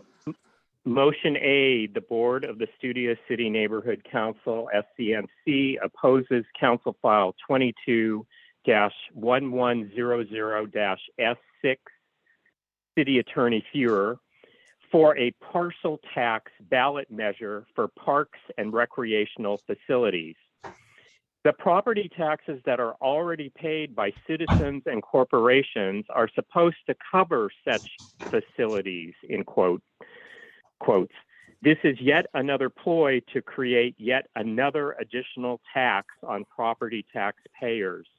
This motion is also to be submitted as a separate community impact statement, and that should not be plural, so it's statement, CIS to CF 22-1100-S6. Moving on to public comment on 11A, the motion you just heard. Anyone from the public have a comment on that? Raise your hand. Not seeing any hands. Back to the board. Ira. Sorry to ask a question on this. I don't think this is any kind of conflict of interest, but especially since we've been getting a lot of emails from Dunn lately. I'm a residential real estate agent. I don't believe there's a conflict of interest in this, but talking about parcel taxes. So is this something that we need to vote on, or we just call it not an issue? Thanks.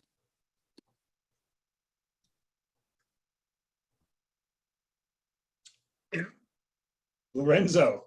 Yeah, sure. If I may, if I'm not mistaken, I believe this is just a voting on a community impact statement, right?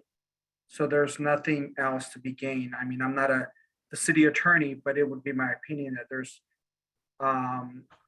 nothing here that would require any discussion with the city attorney as it relates to a conflict, because it's just a community impact statement. I mean, any board member can certainly abstain if that's the case, but as far as a recuser, I don't think that this warrants a recusal. Great, works for me. Thanks. Karen? That's interesting. So I want to say that I support this tax because it's for parks and recreation, and the city council approved it, and it's like 8 cents. I'm not sure exactly how that wraps up, whether it's per property, per I don't know what per parcel means exactly, but it's 8 cents, and it would actually collect $1 billion over a few years, and it would repair our parks, which sorely need it, and it would build new parks. And you know, there is an open space problem in Los Angeles in general. I did put a report together that does have a page that shows where the San Fernando Valley stands in terms of green space and open space. So I think, and I actually brought this up in a committee meeting, and I'm pleased to see that the city council actually did put it on the ballot in November. So in November, we can vote for parks. Thank you. Jeff? Yeah, the city council just passed an $11.8 billion budget. Our property taxes seem to keep going up every year. Inflation's at an all-time high. I don't think that the taxpayers need to get hit with yet another tax. I think there's sufficient money in the $11.8 billion city budget to adequately fund parks and recs. Thank you. And Randy, go ahead, please. Yeah, I just have to, I should say that I agree with everything Jeff just said. I think that, I guess there's always going to be something noble to do for our city that we need. And I feel like the argument is always, well, it's just a little more. And I wonder at what point do we say, well, no, we need to have, it's not about more money, it's about better stewardship of our money. I look at homelessness as a perfect example. The taxpayer between this, city, county, state, we've thrown over $1.5 billion at it. The city has committed another, I think, $1 billion.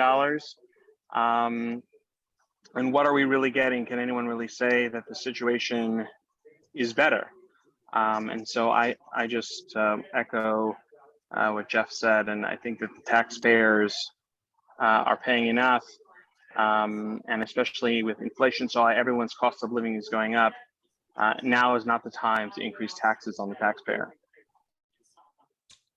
Julie? Thank you. Karen, I was just looking up your 8 cent thing. 8 cents sounds like nothing. But I was actually, I think I found the thing, it's 0.08414 per square foot. So if you have, for my house, it would be like $285 a year. So it is something. I would just say Julie, that. Yeah. Julie, sorry to butt in. That's per square foot of your lot, not of your home, correct? Oh, so it would be per lot? I believe it's per parcel. So it's square footage. So if you figure the average city lot is what, roughly 6,500 square feet? Ira would probably know. Ooh, so it's even more. So it's several $100s. if you had a 6,000 square foot lot times 08 cents, that's $480. So it is a significant amount of money. That's interesting. Thank you.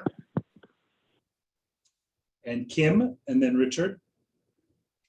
I'll just keep it short because I think both Randy and Jeff really summed it up well. And even when you get pennies, and especially when they try to make it sound so small, pennies on, let's say, a gallon of gas, you got pennies on top of pennies on top of pennies, where you're paying 50 cents extra a gallon. And per tank, you're at, $10 more than another state would, or 15 on every single tank you fill up. So this is, I'm totally in agreement, not the time. And we have enough taxes, and Randy said it well, with better stewardship of our money. Thanks. Richard, go ahead. Yeah, when it comes to adding to what Julie has to say, I live close to her, and we have just over 20,000 square feet. It makes the cost extraordinarily high, especially considering that everybody in our area pays money to the in our property taxes to support the Santa Conservancy. 5 years ago or stuff, we voted yes to put it in place, and then last year they renewed it, and everybody did renew it. But that's voluntary. It's not conscribed. It's basically because people want to have it. And so I think that this is not a good plan. Thank you. We'll do Ira and then back to Karen.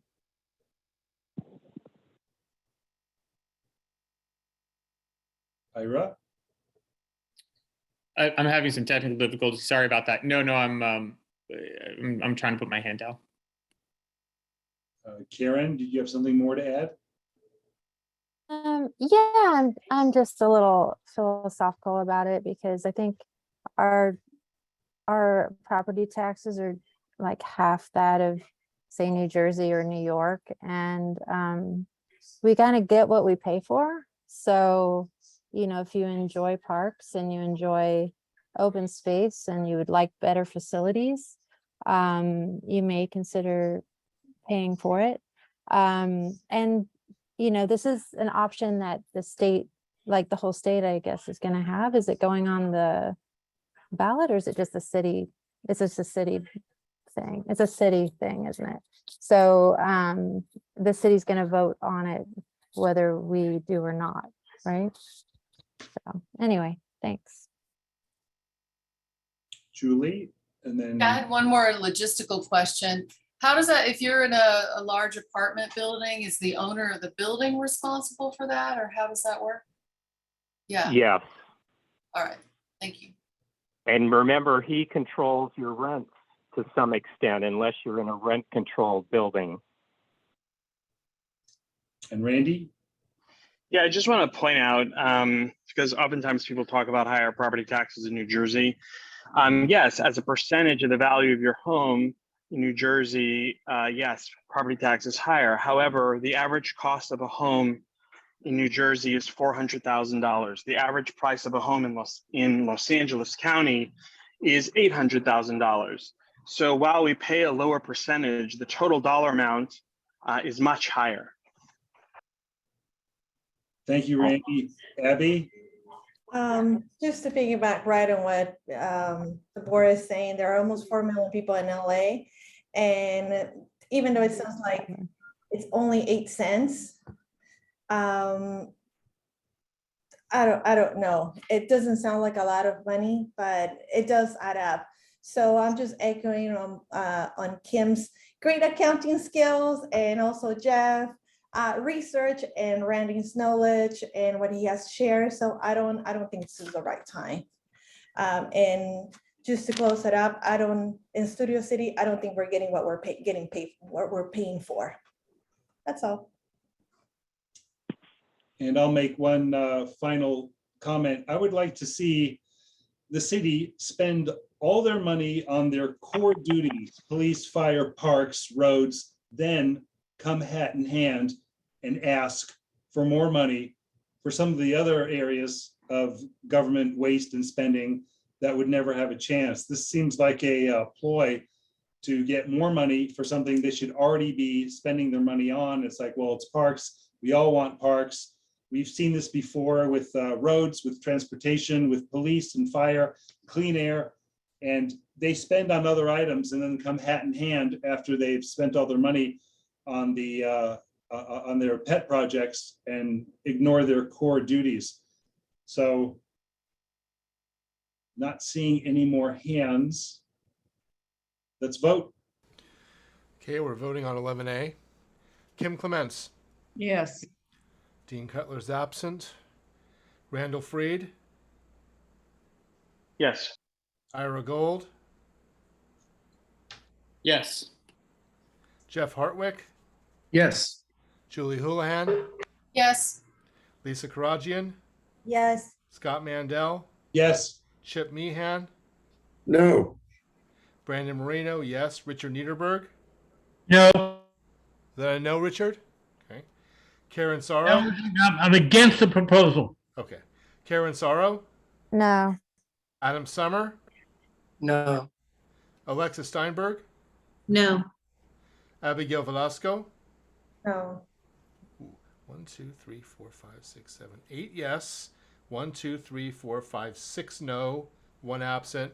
Motion Oh, passes. Brandon. Oh, I was going to say Brandon. I apologize. I meant to be a no. Sorry, I missed. Randall was a no. Sorry, I'm against the proposal. So that is a 7 yes, 7 no, 1 absent. Let me double check the count. 1, 2, 3, 4, 5, 6, 7. I have Kim, Ira, Jeff, Julie, Lisa, Scott, and myself as yes. Randall, Chip, Richard, Karen, Adam, Alexa, and Abigail is no. Dean is absent. I'm confused now. Yes, confused. Is it? There seems to be some confusion as to what this means. Could we just clarify what a yes vote means? The yes vote is you are agreeing to the opposition of the council file. The Board of the Studio City Neighborhood Council opposes Council File 22-1100 S6. A yes means you're in agreement with the opposition from the Government Affairs Committee.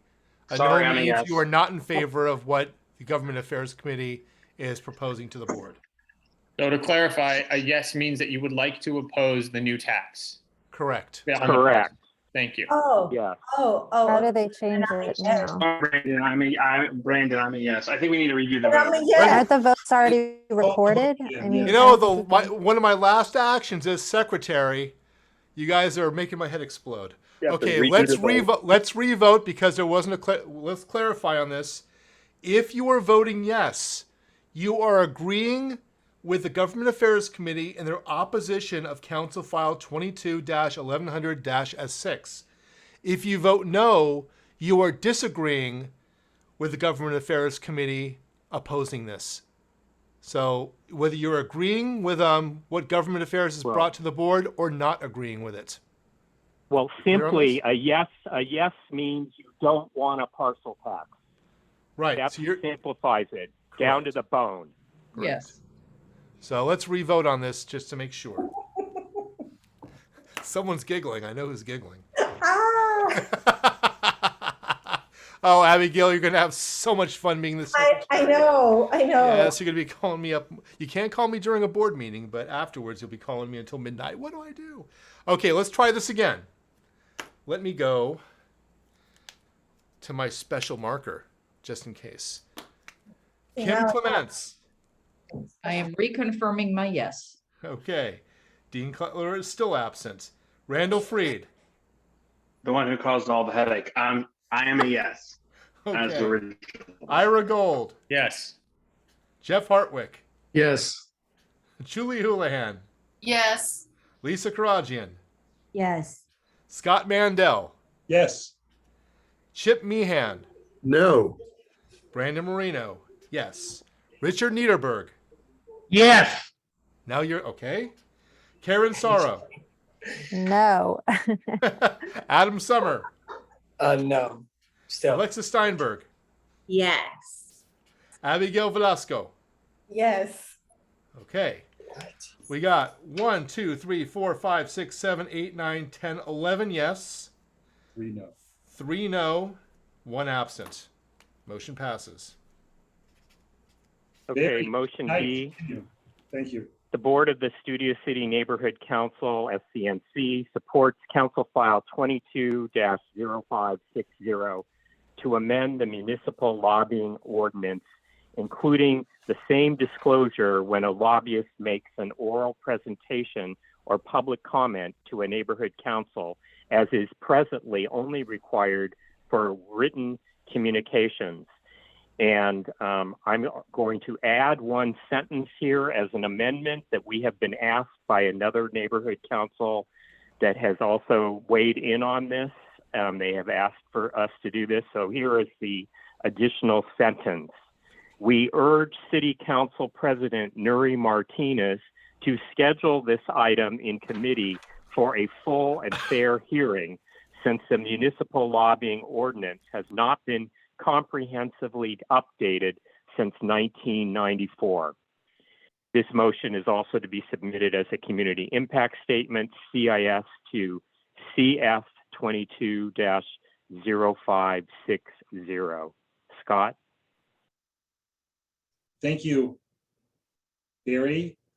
Do I need to second your small addition? I guess so. Oh, yes. And then, okay, that's fine. Thanks, Scott. Public. Hold on 1 second. Yeah. What was not on the agenda that you guys have added? That last sentence, do you want me to read it again? Yes, please do. And I emailed it to you, Brandon, but it's the added sentence is, we urge City Council President Nuri Martinez to schedule this item in committee for a full and fair hearing, since the municipal lobbying ordinance has not been comprehensively updated since 1994. Okay. Now, okay. So that has not gone into discussion yet, so it would not be considered an amendment, correct? Yes, I think we can go right to public comment now. Okay. Anyone from the public, raise your hand if you'd like to talk about this lobbyist motion you just heard, and you'll have a minute. Goat Puppet, go ahead, please. Yes. So good. We're down to 3 communists on the board. I thought it was a 7-7 tie. I got scared for a minute. But now we get to our friends, the lobbyists. So I brought with me tonight Jose Huizar. Take it away, Mr. Huizar. What do you think about this? Oh, it's a great motion. Thank you, Mr. Scott. If I would have had people like you mentoring me, I wouldn't be facing 97 years in federal prison next February. So I don't want anybody else to go through what I've went through. I have a fat wife, I have 4 kids, and I have no pay coming in. All because I listened to evil people with horns. What do you mean? Developers. Oh, yes. That, not goats. So yes, we support it so that people don't fall into the FBI trap. For example, like people that are in. That's time. Thank you. Anyone else from the public care to comment on the motion that we just heard? Please raise your hand. Not seeing any hands. Public comment is closed. Back to the board. Anyone have any questions or discussion regarding this motion? Let's vote. Okay, we're voting on 11B. Kim Clements. Sorry, technical difficulties, yes. Dean Cutler is absent. Randall Freed. Yes. Ira Gold. Yes. Jeff Hartwick. Yes. Julie Houlihan. Yes. Lisa Karagian. Yes. Scott Mandel. Yes. Chip Meehan. Yes. Brandon Moreno, yes. Richard Niederberg. Yes. Karen Sorrow. Yes. Adam Summer. Yes. Alexa Steinberg. Yes. And Abigail Velasco. Yes. Motion passes. Great. Okay, moving on to the last GAC motion, and there's a typo. It says B again, but it's really C. The board of the Studio City Neighborhood Council, SCNC, opposes Council File 22-002-S67, Krikorian, which supports Assembly Bill AB 1791, Nazarian, to cap rent increases on corporate-owned rental units, including single-family homes and condos, if they are owned by corporations that own 10 or more rental units and have receipts of $1 billion or more annually. This motion is also to be submitted as a separate community impact statement, CIS, to CF22 and there's a typo, it's missing a zero. So it's 0002-F67. Scott? Thank you, Barry. Anyone have public comment on this? Raise your hand. Go Puppet, go ahead, please. Yeah, so that it's not a hand, it's a hoof. Wow, we're doing more good work here tonight, yes. Trying to be the backdrop of the FBI investigated and interrogated corrupt city council. My former owner, what do you mean? Goat herder Krikorian, yes. Anything he does is evil and wrong. The most evil of all council members, the head of the budget committee. Yes. And what about those renovations on that house that he sold in Studio City? Any permits? Alexa, did he have the permits? No. There you go, yes. And as well, if you want to continue the party of corruption, you can join us tomorrow at the Cannabis Commission. It looks like Pat, what's her name? Cat Parker, might be snitching. Yes, snitches are all over the place. That's time. Thank you. If there's anyone else from the public who would like to comment on this, please raise your hand. Otherwise, public comment on this item is now closed. Moving on to the board. Richard, go ahead. Yeah, I was very concerned with the part which says corporations, considering a lot of real estate, including a lot of rental units, are owned by real estate investment trusts, owned by partnerships, owned by every other thing in the world. Corporations are not the only thing that own all these. They're just a small part of it. I think it should be extended, even if we're trying to support or not support something coming out of council. It's the whole corporation thing doesn't work. People are privately owned, real estate investment trusts, other trusts, partnerships, limited liability, all kinds of stuff. Therefore, I think this is not written correctly, even though it is trying to follow what's happening in city council. Karen? I'm a small business owner, and I recently looked into a storefront in NoHo. It was $20,000 a month. So that's not sustainable for many businesses. This is only a cap on corporations that are worth $1 billion. I don't exactly understand how the cap works, if it's, capping it or just limiting it to a certain percentage. But I certainly wouldn't vote against making our cities, corporate spaces, and places more affordable and sustainable for business. Thank you.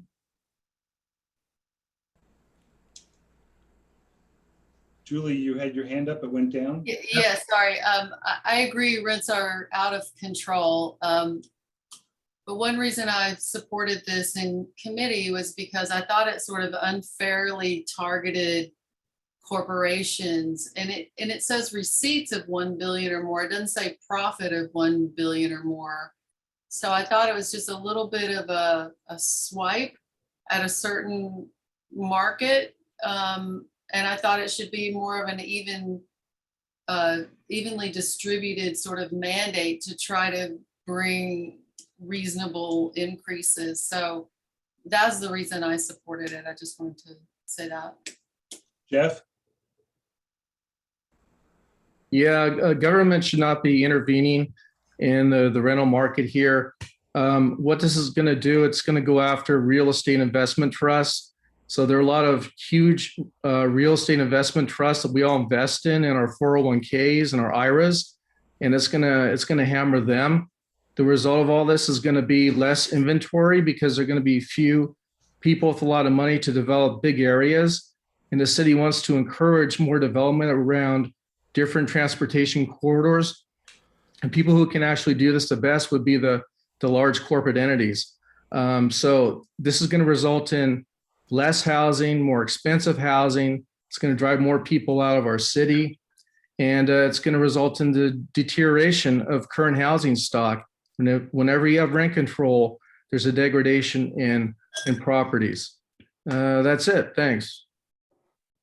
Thank you. Richard, do you have something else to add?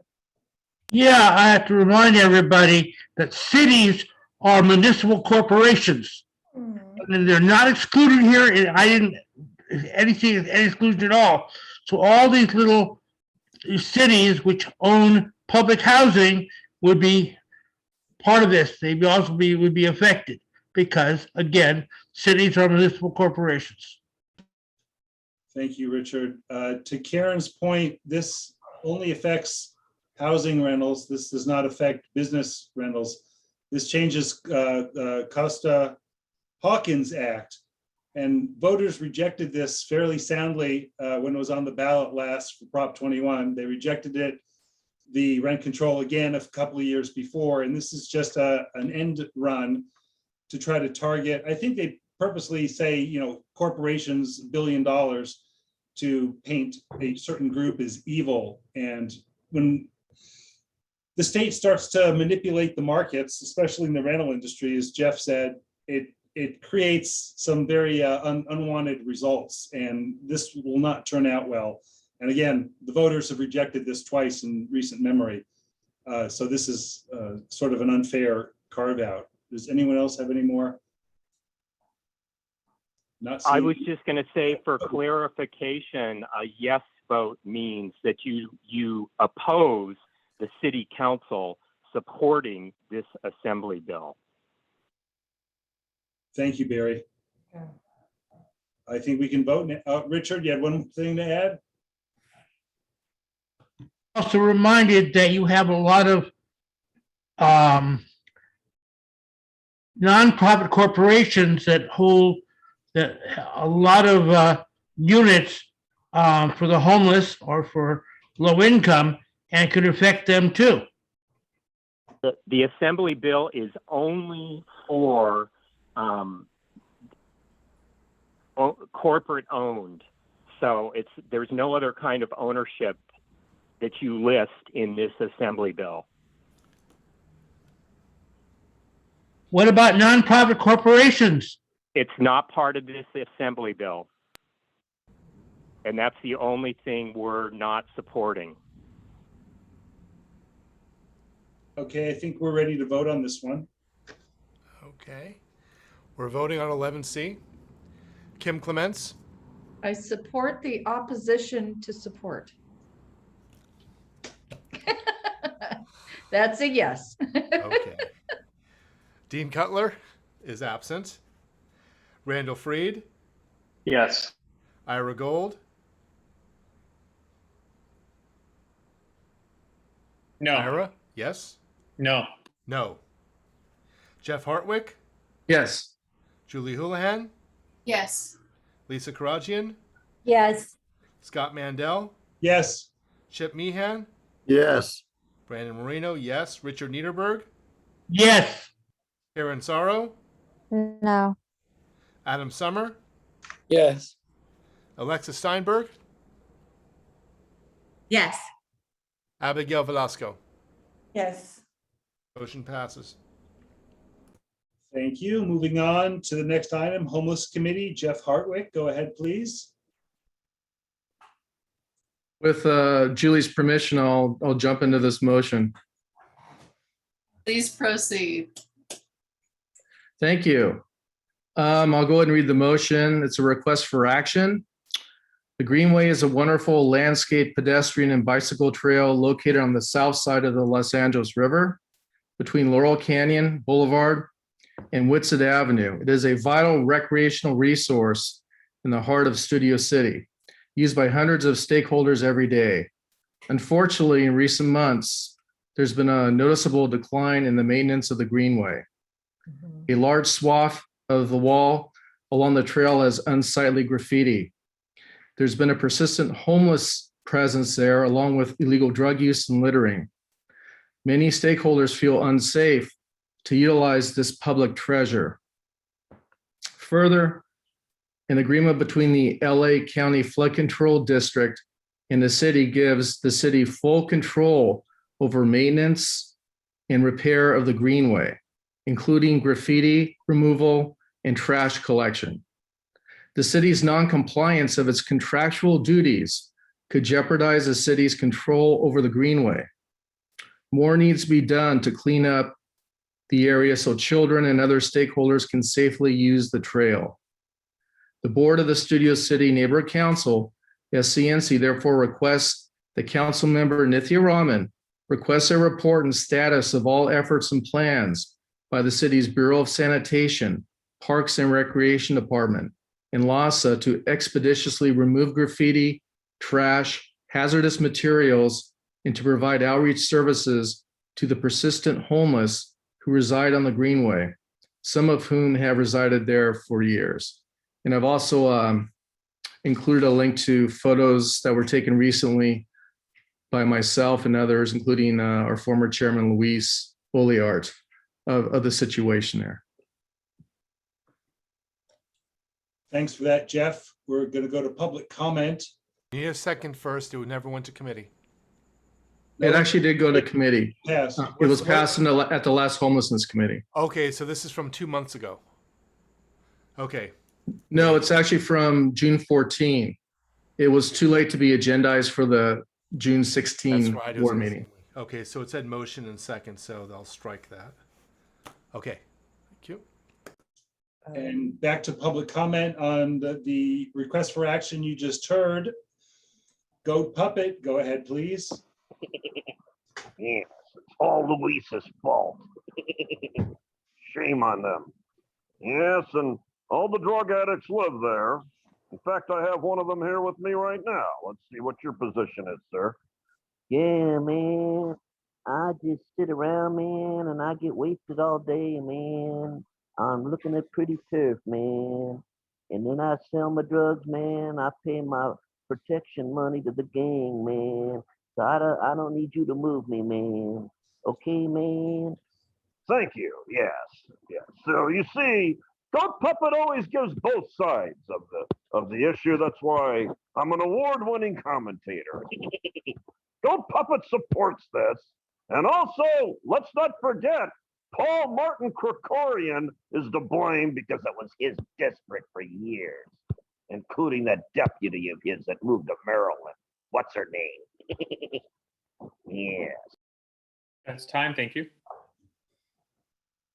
If anyone else from the public has a comment on this request for action, please raise your hand. Not seeing any hands. Back to the board.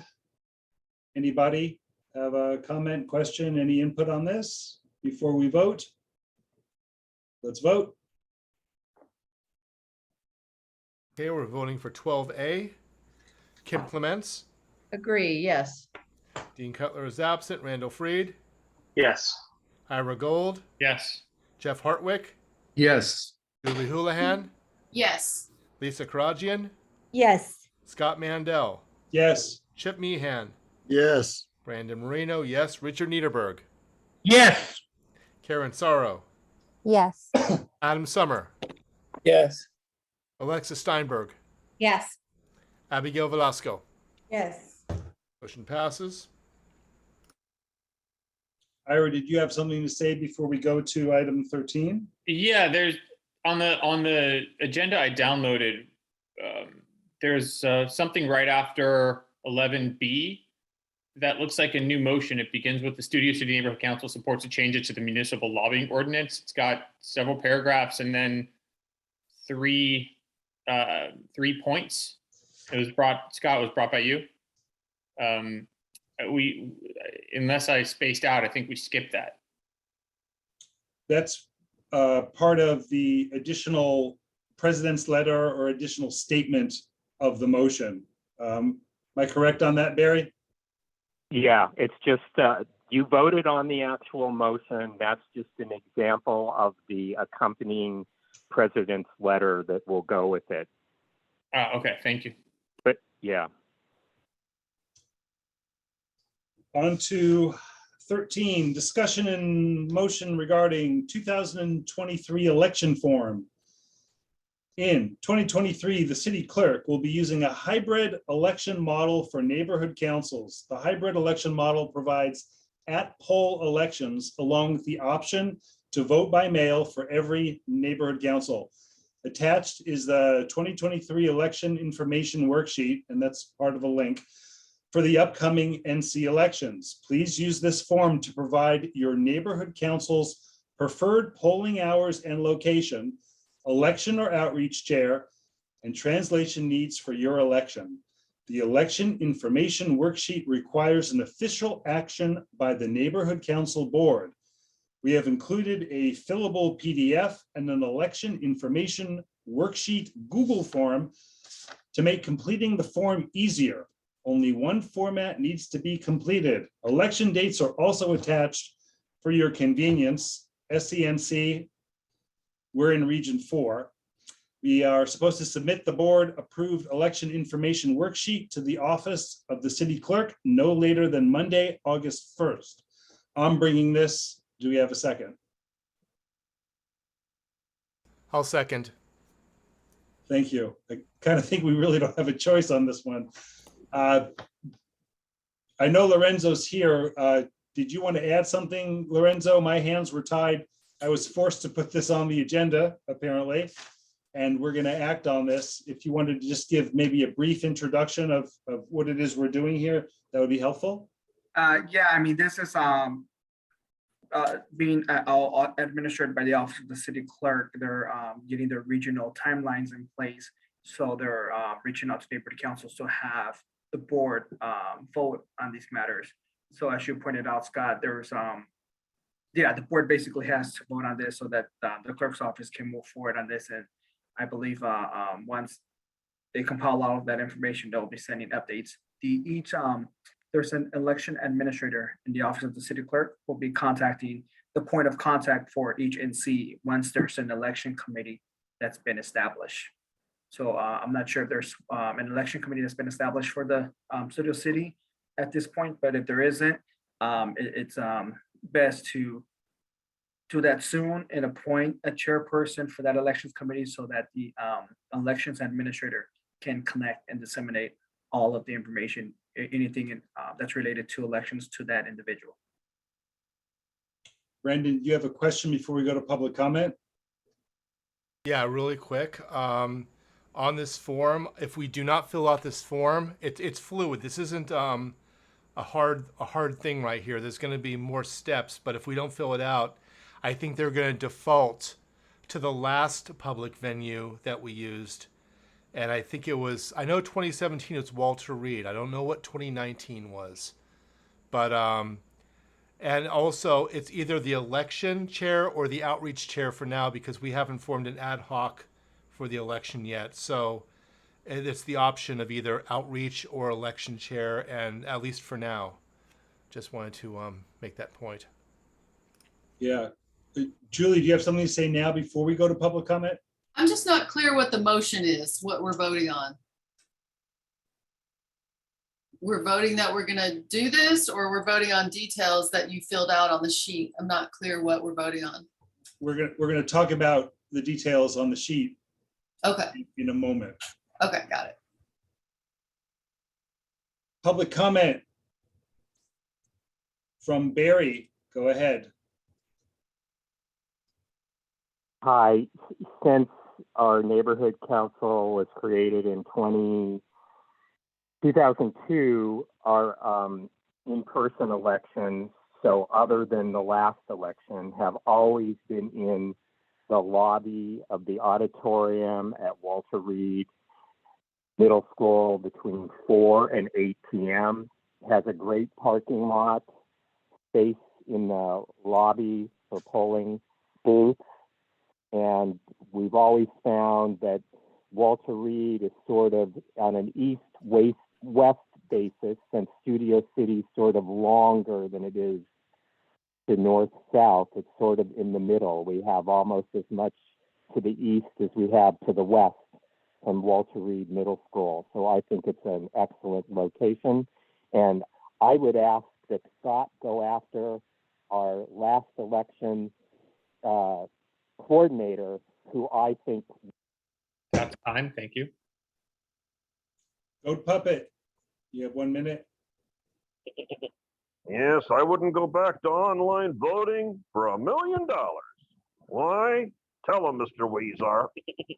Yeah, I used it, me and Mr. Wesson, and we changed the rules, remember, when we defeated the Skid Row Neighborhood Council? We used online voting so we could stop it.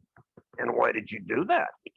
Well, so that I could get all my projects approved through the downtown LA. I mean, my God, if that thing would have gotten passed, I would have lost support for my project, and my Chinese friends would have been hurt. Yes, thank you. See how confession is good for the soul. Vote no, and let's have the polling place at Alexa's Beach House. A nice, pretty place to go voting. Yes, and it's a lot cooler than the Valley. Hey, I like that. I'll second that. Thank you. Yes, my friendly amendment.